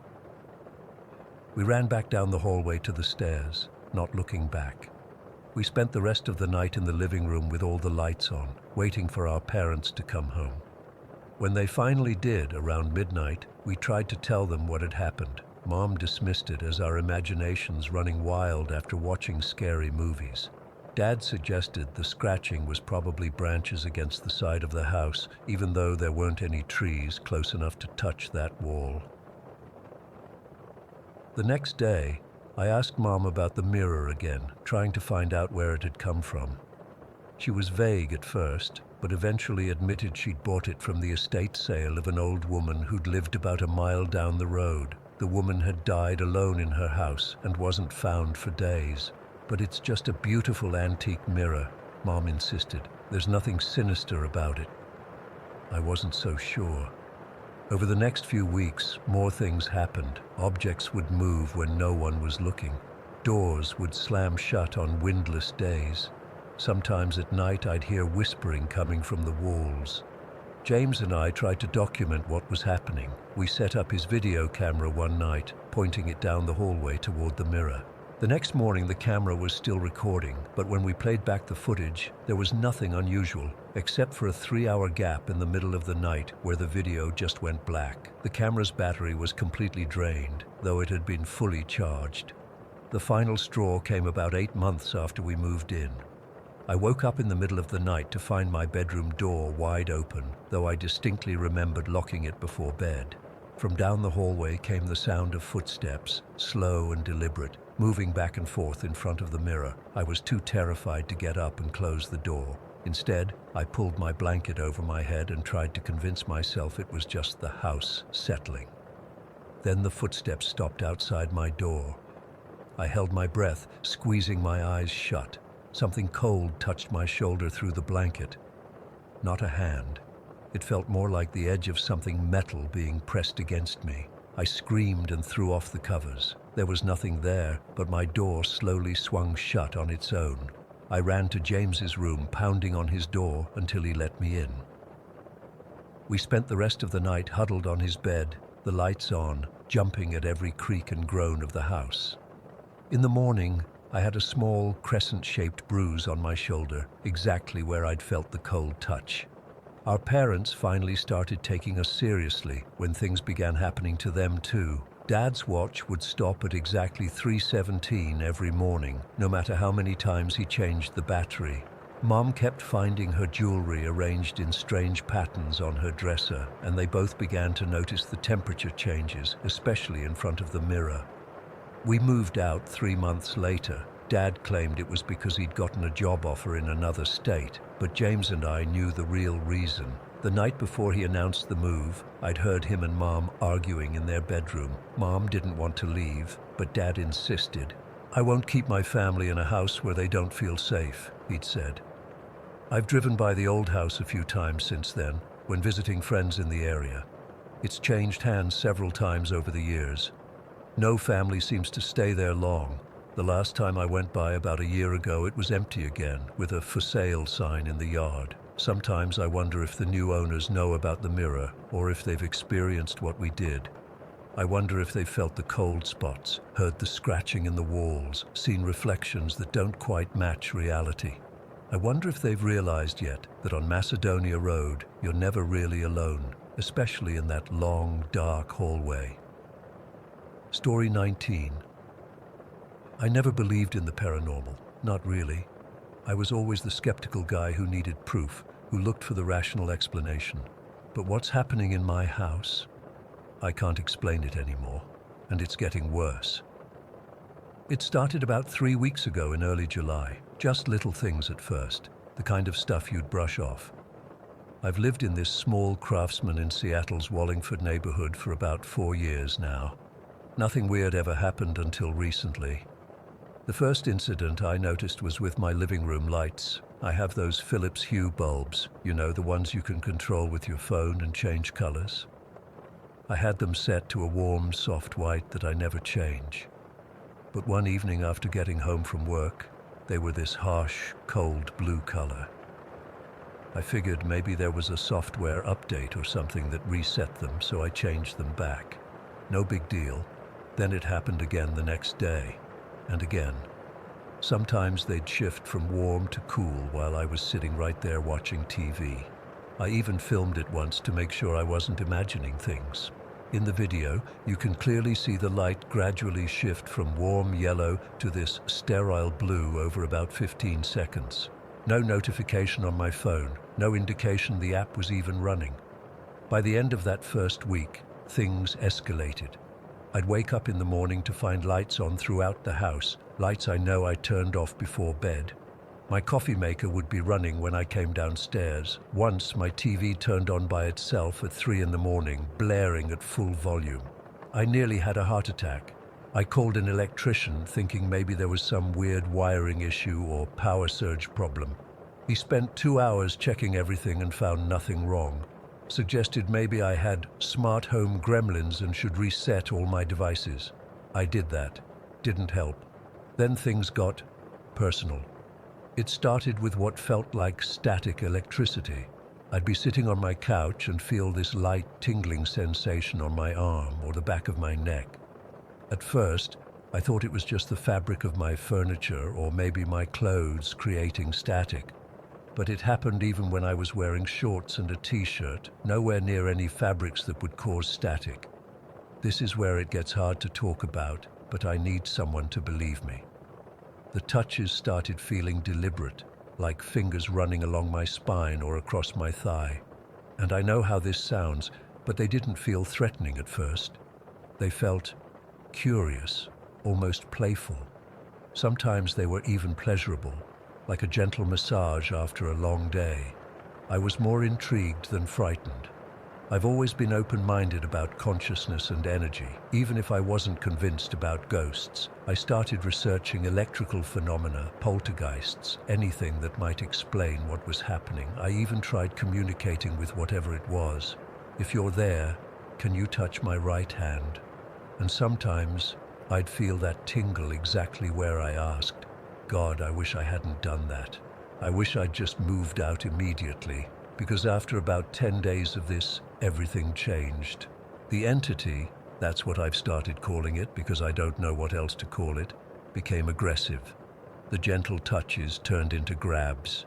I'd feel hands gripping my arms hard enough to leave marks. Once, I woke up to what felt like someone sitting on my chest, making it hard to breathe. And then the sexual aspect became non-consensual. I'd be in the shower and feel hands groping me. I'd be trying to sleep and feel something pressing against me. I know how this sounds. I've questioned my own sanity repeatedly. But the bruises are real. The scratches that appear on my skin are real. The electrical phenomena escalated too. My feet would suddenly feel like they were being shocked when I walked across certain parts of the floor. I'd feel needle-like pricks all over my body at random times. And the sounds, God. The sounds, a high-pitched ringing in my ears that starts the moment I lie down to sleep and doesn't stop until I get up. It's like the entity doesn't want me to rest. Last night was the worst yet. I finally managed to fall asleep around 2 in the morning after being awake for nearly 40 hours straight. I was exhausted beyond belief. But I woke up an hour later to what felt like someone walking around on my mattress. The footsteps circled me, pressing down the mattress as they went. I turned on my phone flashlight. Nothing visible, but the footsteps continued, now more forcefully, as if whatever it was angry that I was trying to see it. I haven't slept more than 20 minutes at a stretch in the past 4 days. I'm writing this now at my kitchen table at 5:30 in the morning after another sleepless night. My hands are shaking so badly I keep having to correct typos. The coffee maker just turned itself on without me touching it. This is my new normal. I've tried everything I can think of. I bought sage and smudged the entire house. I hung protective crystals in every room. I played cleansing frequencies I found on YouTube. I even tried directly addressing the entity, firmly telling it to leave. Each attempt only seemed to make it angrier. After the smudging, every single light in my house flashed in sequence for nearly an hour. After the crystals, I woke up to find them all removed from where I'd placed them and arranged in a circle on my kitchen floor. Last week, I got desperate enough to contact a spiritual healer I found online who claimed to be able to remove entity attachments remotely. She cost me $300 for a distance clearing that did absolutely nothing except drain my already strained bank account. The entity actually seemed amused by this attempt. That night, my phone kept opening to the payment confirmation email over and over again. I haven't told many people about this. How could I? It sounds insane.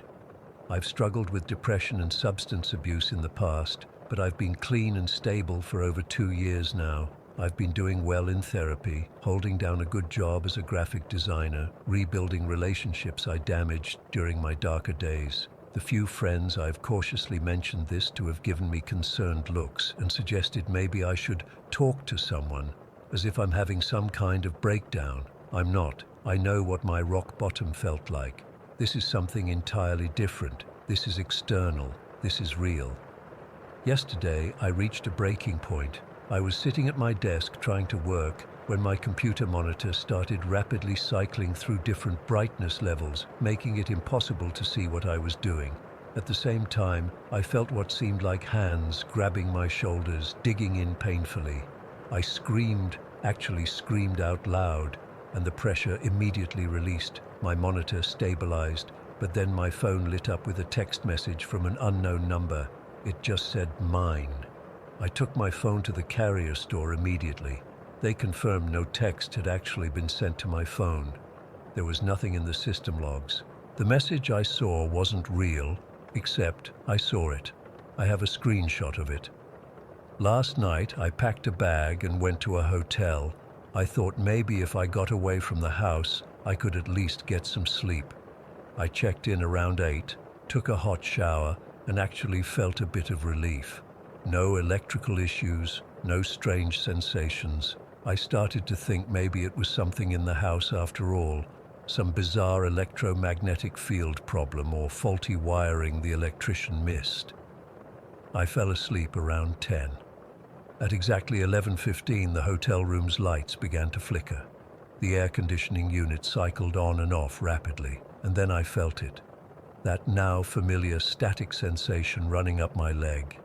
It had followed me. I checked out immediately and drove back home. At least here, I know what to expect.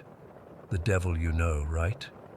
As I'm writing this, the lights in my kitchen are slowly pulsing, getting brighter and then dimmer in a rhythm that almost feels like breathing. My phone keeps losing battery even though it's plugged in, dropping from 80% to 20 and then jumping back up again. I've got an appointment with my therapist tomorrow, and I'm going to tell her everything, even though I know how it sounds. Maybe she can refer me to someone who specializes in whatever this is. I don't know what to do anymore. Moving doesn't seem to help. Traditional cleansing methods have failed. I'm running on fumes. My job performance is suffering, and I'm scared to close my eyes. The worst part is the helplessness. There's no one to call.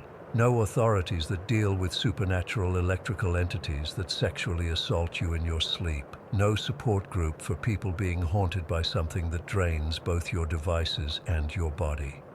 Right now, I'm just trying to document everything that happens. I've set up cameras, but they keep malfunctioning or showing nothing when I review the footage, even though I can feel things happening right in front of them.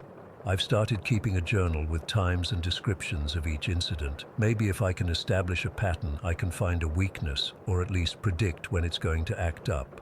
The only small mercy is that it seems to be less active during daylight hours. The incidents still happen, but they're less intense, less frequent. So I've started going to coffee shops to work, coming home only when necessary.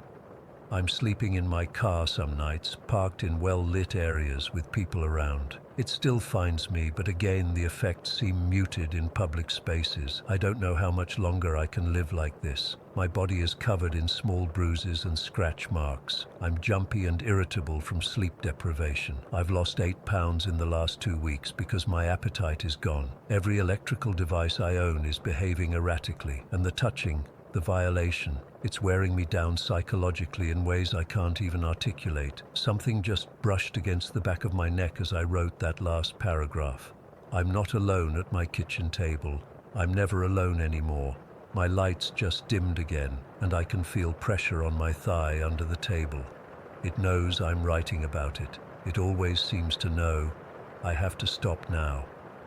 The pressure is getting stronger, moving upward. My laptop battery just dropped from full to 5% in seconds. I don't know what to do. I don't know how to make it stop. If anyone has experienced anything like this or knows someone who might be able to help, please reach out. I'm not sure how much more of this I can take. Wait, something's different. The lights are flickering faster than before. My phone just shot across the table without anyone touching it. I can feel something pressing down on my shoulders, hard, like it's standing behind me with its hands. Story 20. I've been debating whether to share this for months now. I'm still trying to process what happened, and honestly, I'm terrified that even talking about it might make things worse. But I need to tell someone who might understand or maybe even help me figure out what to do. It all started about 4 months ago during spring break. I was 16. And my best friend Jessica invited me for a sleepover at her house in Northfield. We'd been friends since elementary school, and I'd stayed over at her place hundreds of times before. Her parents were cool. They mostly left us alone to do whatever as long as we didn't make too much noise after 10 o'clock. That night started like any other sleepover. We ordered pizza, watched some stupid videos on YouTube, and talked about school drama. Around 9, we got bored and started scrolling through TikTok. That's when we stumbled on this ghost hunting video that was going viral. Some teens in an abandoned building with those ridiculous EMF readers and voice recorders. "This is so fake," Jessica said, rolling her eyes. "Look at how they're all freaking out over literally nothing." I laughed. "Yeah, they probably kicked the wall themselves and then pretended it was a ghost." That's when Jessica got this mischievous look on her face, the one she always gets right before suggesting something that'll probably get us in trouble. "We should try it," she said, sitting up straight on her bed. "Let's be ghost hunters for the night." I wasn't really into the paranormal stuff. My mom is super religious and always told me not to mess with anything spiritual because you never know what you're inviting in. But Jessica was already turning off the lights in her bedroom, leaving only her bedside lamp on. "Come on, it'll be hilarious," she insisted. "We can record ourselves and make our own stupid ghost hunting video." So I went along with it. Jessica grabbed her phone to record, and we started acting all serious like those ghost hunters on TV. "If there are any spirits present in this room, make yourselves known," Jessica said in this dramatic voice that made me snort with laughter. She shot me an annoyed look. "You're ruining the vibe, Amber." "Sorry," I said, trying to keep a straight face. "Please continue ghost adventures." Jessica cleared her throat and tried again. "If there's anyone here with us, give us a sign. Push something off the shelf. Knock a picture off the wall. Turn off the lights." We both giggled, and Jessica started getting more into her role, walking around her bedroom with her phone flashlight like she was investigating. "The energy in this room feels disturbed," she said, mimicking those TV ghost hunters perfectly. I was practically crying with laughter at this point. Her water bottle was sitting on her desk, and Jessica pointed at it dramatically. "Spirit, if you're here, knock over this water bottle." We stared at it for a few seconds, then burst out laughing again when nothing happened. "The spirits aren't feeling cooperative tonight," I joked. Jessica flopped back on her bed. "Maybe we need to make it more interesting." She sat up again suddenly. "I know. Let's do that thing where you invite them to touch you." I immediately felt uncomfortable. "I don't think that's a good idea." "Why not?" "Nothing's going to happen. It's not like ghosts are real," Jessica insisted. I hesitated. "My mom always says." "Your mom also thinks Harry Potter is satanic," Jessica interrupted. "Come on, it's just for fun." Before I could protest further, Jessica was already back in character. "If there are any spirits here, you have our permission to make contact with us. You can touch us, move our hair, anything to let us know you're here." As soon as she said it, the bedside lamp flickered, just once, but enough to make us both freeze.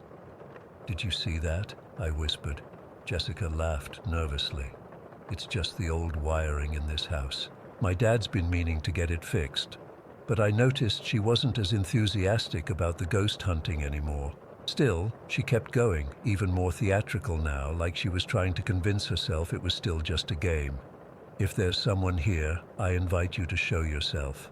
You can follow us. You can—" I cut her off. "Jess, stop. I don't think we should be inviting whatever." "What? Are you actually scared?" Jessica teased, but I could tell she was a little freaked out too. That's when her water bottle fell off the desk. It didn't tip over gradually. It literally just slid right off the edge and hit the floor with a loud thud. We both jumped. "Did you kick the desk?" I asked, my voice shaking slightly. Jessica shook her head. "I'm nowhere near it." We stared at each other for a long moment before Jessica suddenly burst out laughing. "Oh my God, I totally got you. I knocked it over with my foot when you weren't looking." I didn't believe her. I was sitting right across from her, and I would have seen if she'd moved, but I was grateful for the out she was giving us. "You're such a jerk," I said. throwing a pillow at her. "You scared me." "Let's watch a movie instead," Jessica suggested, quickly turning on her TV and loading Netflix. We settled on some cheesy rom-com, but I couldn't focus on it. I kept thinking about that water bottle and the flickering light. That night, I had trouble sleeping. Jessica's room felt colder than usual, and I kept hearing these little noises, scratching sounds like fingernails against wood. I told myself it was just the house settling, or maybe a tree branch against the window, but deep down, I knew it wasn't. Around 3 in the morning, I woke up suddenly, feeling like someone was watching me. I was sleeping on the trundle bed below Jessica's bed, and when I opened my eyes, I swear I saw a shadow standing in the corner of the room. Not just darkness, but a darker patch shaped like a person. I blinked, and it was gone, but the feeling of being watched remained. I barely slept the rest of the night. The next morning, I was exhausted but tried to act normal. Jessica seemed fine, already laughing about our ghost hunting session from the night before. "We should post that video online," she joked over breakfast. "We'd get so many views." "You actually recorded it?" I asked, feeling suddenly cold despite the warm kitchen. "Nah, I was just pretending," she admitted. "Would have been funny though." I left around noon, relieved to be going home. That's when things started getting weird. I was in the shower that evening when I noticed them. 3 long red scratches on my right forearm. They weren't deep, but they definitely hadn't been there the day before. I would have noticed them while changing or when I was washing my hands. These marks appeared out of nowhere. I stared at them, trying to think of any reasonable explanation. Maybe I scratched myself in my sleep, but they were too precise, too evenly spaced to be accidental. They looked like someone had deliberately dragged their nails down my arm. I texted Jessica right away. "Did you scratch my arm yesterday as a joke?" She replied almost immediately. "What? No. Why?" I sent her a picture of the scratches. Her response took longer this time. "WTF, Amber. Those look bad. I didn't do that." I tried to convince myself it was nothing, but over the next few days, more marks appeared. Bruises on my legs in the shape of fingerprints, a circular mark on my back that I only discovered when my mom asked me what happened while I was changing. I had no explanation for any of them. The worst part was the constant feeling of being watched. At home, at school, everywhere. I'd be sitting in class and suddenly feel cold air on the back of my neck like someone was breathing on me. I'd turn around, but no one would be there. Objects in my room started moving, not dramatically like in movies, just small things. My hairbrush would be on the opposite side of my dresser from where I left it. My phone would be on my bed when I was sure I'd placed it on my nightstand. One night, about a week after the sleepover, I woke up to the sound of whispering. It was too quiet to make out words, but loud enough that it pulled me from deep sleep. When I opened my eyes, I saw that shadow figure again, standing at the foot of my bed. This time, it didn't disappear when I blinked.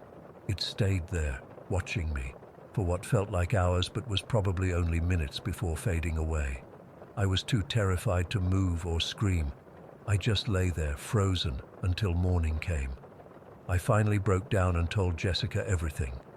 To my surprise, she confessed she'd been experiencing things too.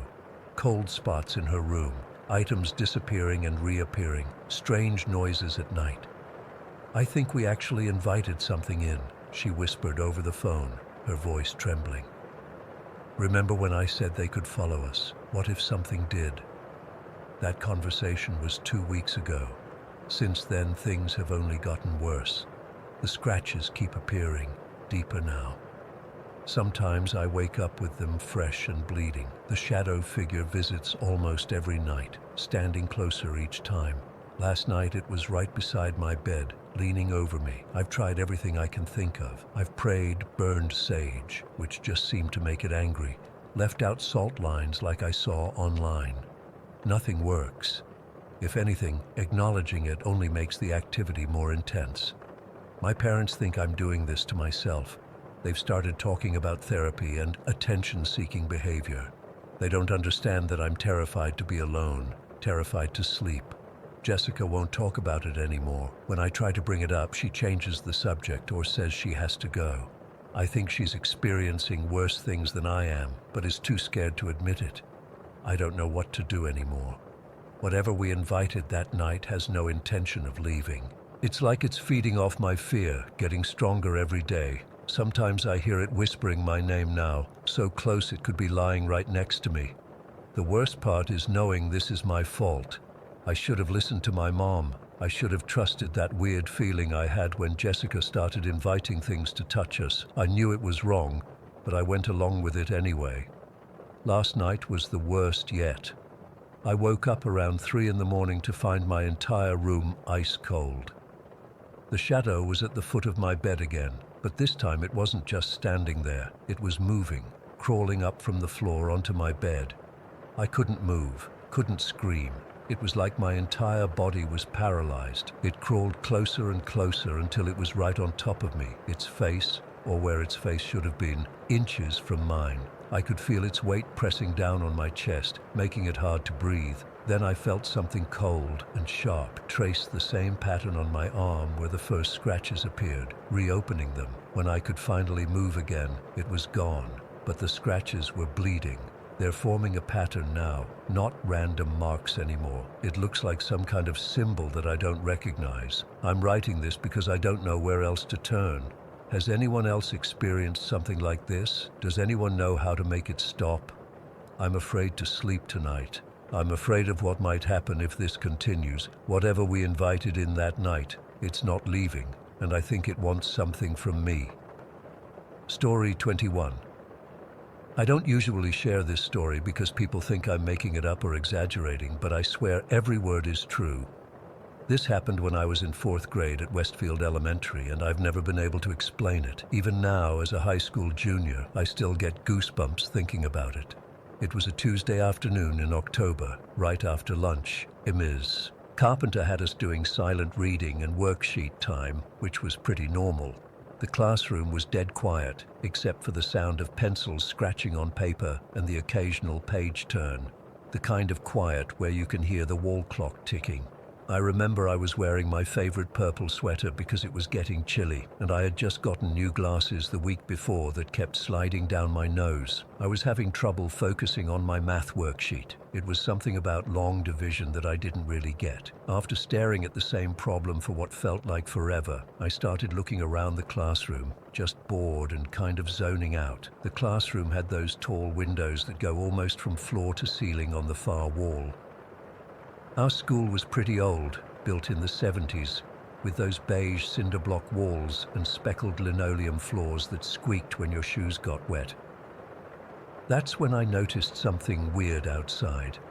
At first I thought it was just a weird-shaped cloud or maybe a reflection, but as I kept looking I realized it was actually something solid.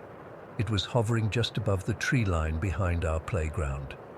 The thing was dark gray, not shiny but not completely matte either, kind of like the color of wet cement. The shape was so strange, like a flattened circle, but with these weird fin-like things sticking out from the sides. Definitely not an airplane or helicopter. It didn't make any sense. I remember squinting and leaning forward in my seat to get a better look. It wasn't huge from where I was sitting, maybe the size of a frisbee if I held it at arm's length, but I could tell it was actually pretty big out there in the sky. The windows on it were super dark, like the blackest tint you've ever seen. I couldn't see inside at all, but I had this creepy feeling like something inside was watching our classroom. The really bizarre thing was that it wasn't moving the way you'd expect. It didn't bob around like a balloon or drift with the wind. It just stayed there, perfectly still, like it was anchored to that spot in the sky. There was no sound either, no engine noise, no whooshing, nothing. I remember thinking I should tell someone, so I turned to Ethan, who sat next to me, to see if he could see it too. That's when I noticed something was seriously wrong with the classroom. Everyone, and I mean everyone, had stopped moving.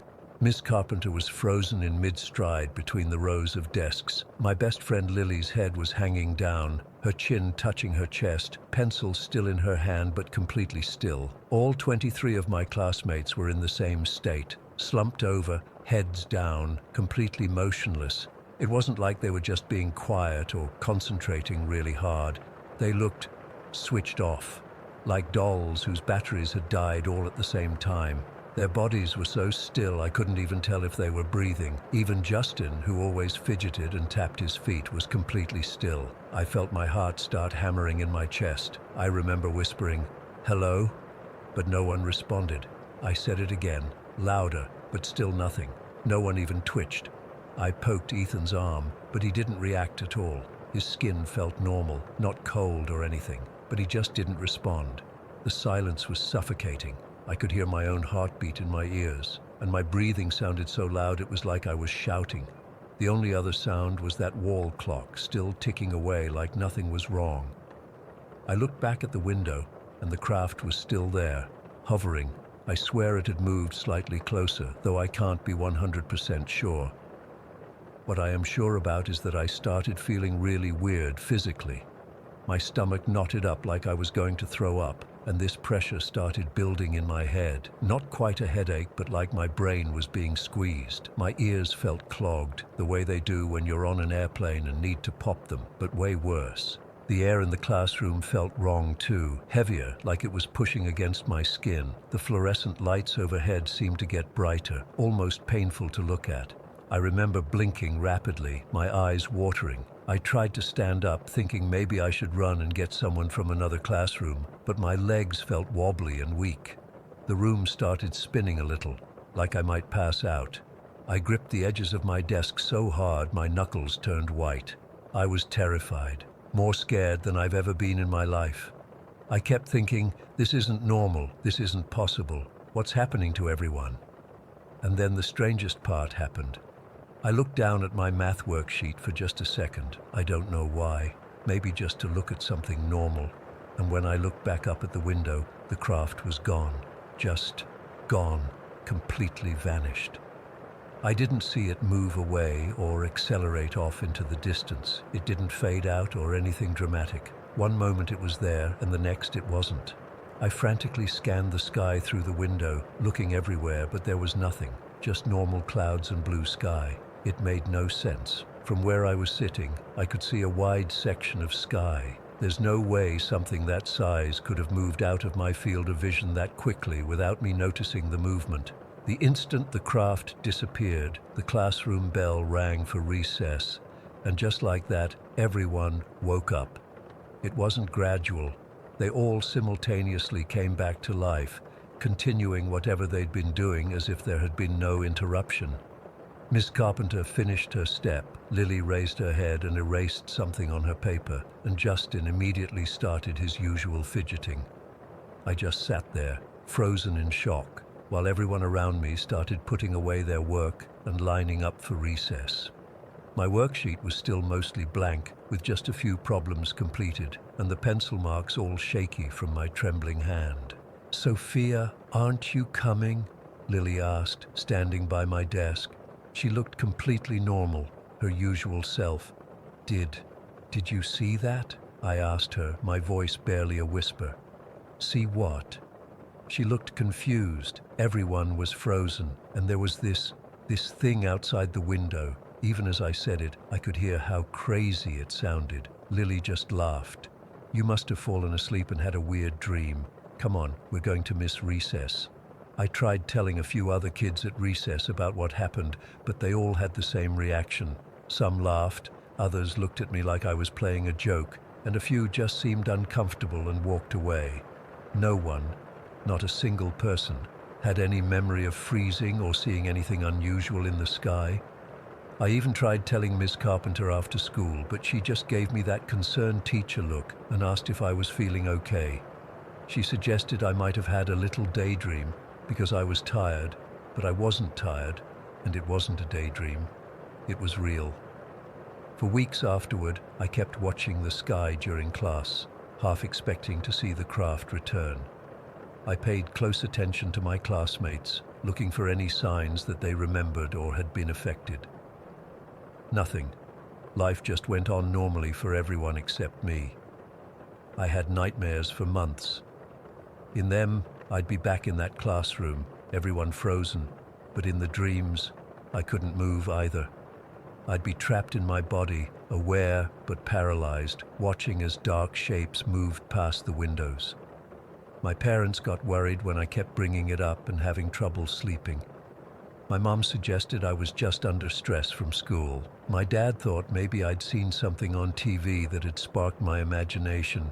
Eventually, I stopped talking about it because I could tell it was making them uneasy. But I never forgot. Even now, 7 years later, I remember every detail with perfect clarity. The exact shade of gray of that craft, the unnatural stillness of my classmates, the heavy, wrong feeling in the air, the way my stomach twisted and my head pressurized.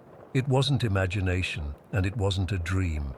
Sometimes I wonder if it was just me who was meant to see it, or if I was somehow immune to whatever affected everyone else. Was it some kind of test, an observation?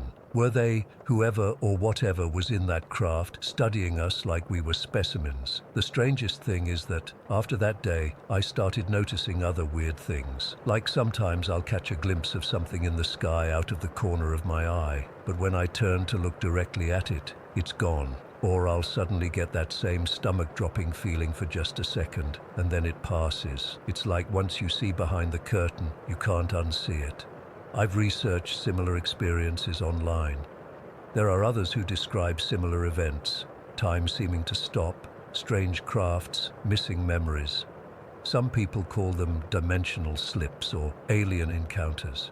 I don't know what to call what happened to me. I just know it was real. I'm 17 now, and I still have no explanation.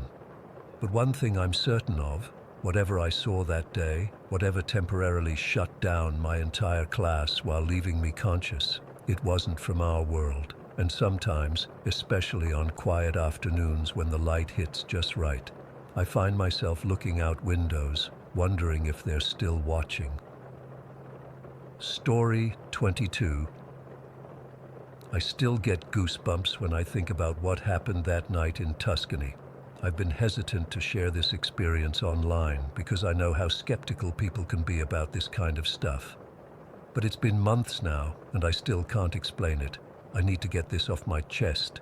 My partner Nico, he's half Italian, half Romanian, and I had rented this gorgeous old farmhouse in the Tuscan countryside last summer. It was one of those picturesque stone buildings surrounded by olive groves and vineyards, about 20 minutes from the nearest village.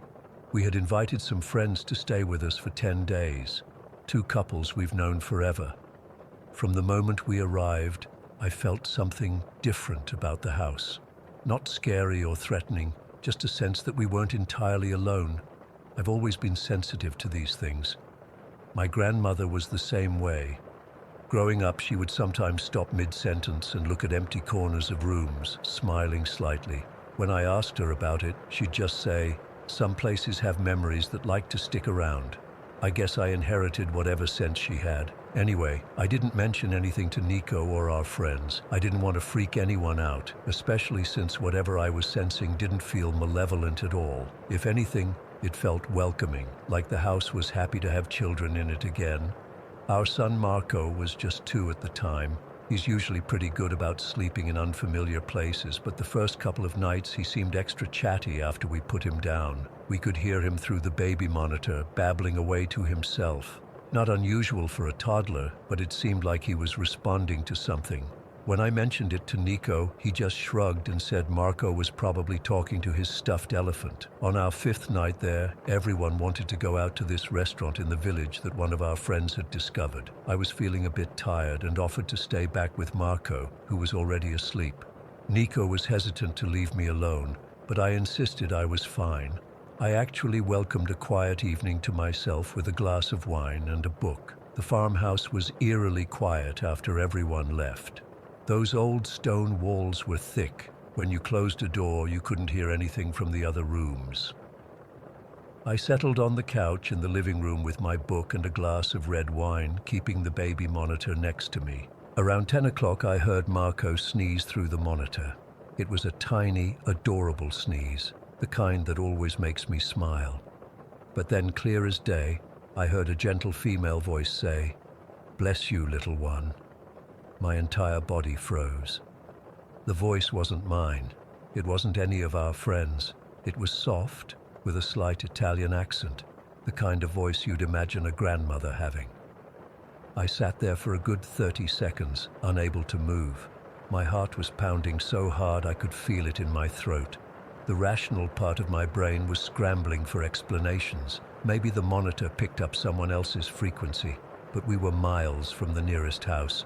Maybe it was interference from a radio, but the voice had responded directly to Marco's sneeze. I finally got up, grabbing my phone for its flashlight, and made my way up the creaky wooden staircase to Marco's room. The house felt different somehow, not threatening, but definitely alive with something I couldn't see. The old wooden floorboards seemed to creak with purpose under my feet. When I pushed open Marco's door, everything looked normal. He was sleeping peacefully in his portable cot, his little chest rising and falling with each breath. His stuffed elephant was tucked under his arm. The window was closed, the curtains drawn. Nothing seemed out of place. I stood there for a while, just watching him sleep and listening to the silence of the house. Then I noticed something odd. The room felt warmer than the rest of the house, despite having no heating. Not uncomfortably warm, but like the cozy warmth of sitting by a fireplace. And there was a faint smell I couldn't quite place. Something like lavender and old books. "Hello?" I whispered, feeling slightly ridiculous. "Is someone here?" Nothing happened, of course, just the sound of Marco's gentle breathing and the distant hooting of an owl outside. I returned downstairs, keeping the baby monitor volume turned all the way up. I tried to return to my book, but couldn't focus. Every few minutes I'd glance at the monitor, half expecting to hear that voice again. But the rest of the evening passed uneventfully. When Nico and our friends returned around midnight, I didn't mention what had happened. I'm not sure why. Partly because I thought they might laugh it off, and partly because whatever had happened felt strangely personal, like a secret shared between me, Marco, and whoever or whatever else was in that house. I slept fitfully that night, waking up at every small sound, but Marco slept through without a peep, which was unusual for him. In the morning, I woke to Nico's voice calling my name urgently from Marco's room. I rushed in, thinking something was wrong. What I saw made me stop in my tracks. Marco was sitting up in his porta-cot, smiling and babbling happily, but all around him, literally surrounding him on all sides, were books. About 20 of them, some open, some closed, arranged in what almost looked like a protective circle around him. There were picture books, old paperbacks, even a large hardcover atlas that must have weighed several pounds. "Did you do this?" Nico asked me, his face a mixture of confusion and concern. I shook my head, my mouth dry. "No, I thought maybe you did when you came in last night." "I didn't come in here last night. I checked on him through the door, but he was sleeping, so I didn't want to disturb him." We both looked at the books, then at Marco, who seemed completely unfazed by his new library. The bookshelf was on the opposite side of the room from Marco's cot.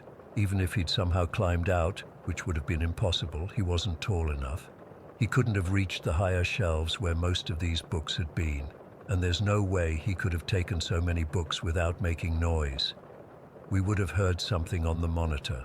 Most tellingly, there were no books on the floor. If a 2-year-old had been throwing books into his cot, some would have missed. It was as if the books had been carefully, deliberately placed around him.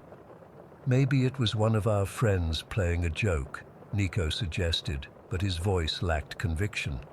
Our friends were just as baffled as we were when they saw it. None of them had gone into Marco's room during the night. I didn't tell them about the voice I'd heard. I'm not sure why.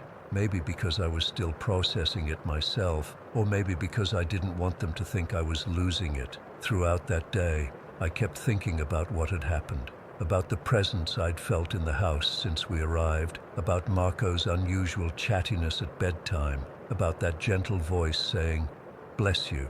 We had planned to go sightseeing that day. There was a medieval town nearby we all wanted to explore. As we were getting ready to leave, I found myself alone in Marco's room for a moment. I felt slightly foolish, but I whispered, "Thank you for watching over him." The curtain by the window fluttered slightly, despite there being no breeze. It might have been coincidence, but it felt like acknowledgement. That evening, as we were driving back to the farmhouse, I had the strangest feeling, like someone was waiting for us to return, not in a sinister way, but in the way a grandparent might wait for their family to come home. When we walked through the door, the house felt warm and welcoming. Marco, who had been fussy in the car, immediately calmed down and started babbling happily, pointing at empty corners and laughing. The rest of our stay passed without any more obvious incidents, though Marco's cot would sometimes have a single book in it in the morning, always a different one, always placed neatly beside his pillow. Nico started to accept it as just one of those unexplainable things. Our friends joked about the Tuscan book fairy. On our last day, as we were packing to leave, I found myself alone in the house for a few minutes. Everyone else was loading suitcases into the cars. I stood in the center of the living room and said out loud, "Thank you for your hospitality, and thank you for looking after Marco." The house seemed to sigh around me. The same scent of lavender and old books briefly filled the air. As we drove away, I looked back at the old farmhouse through the car window.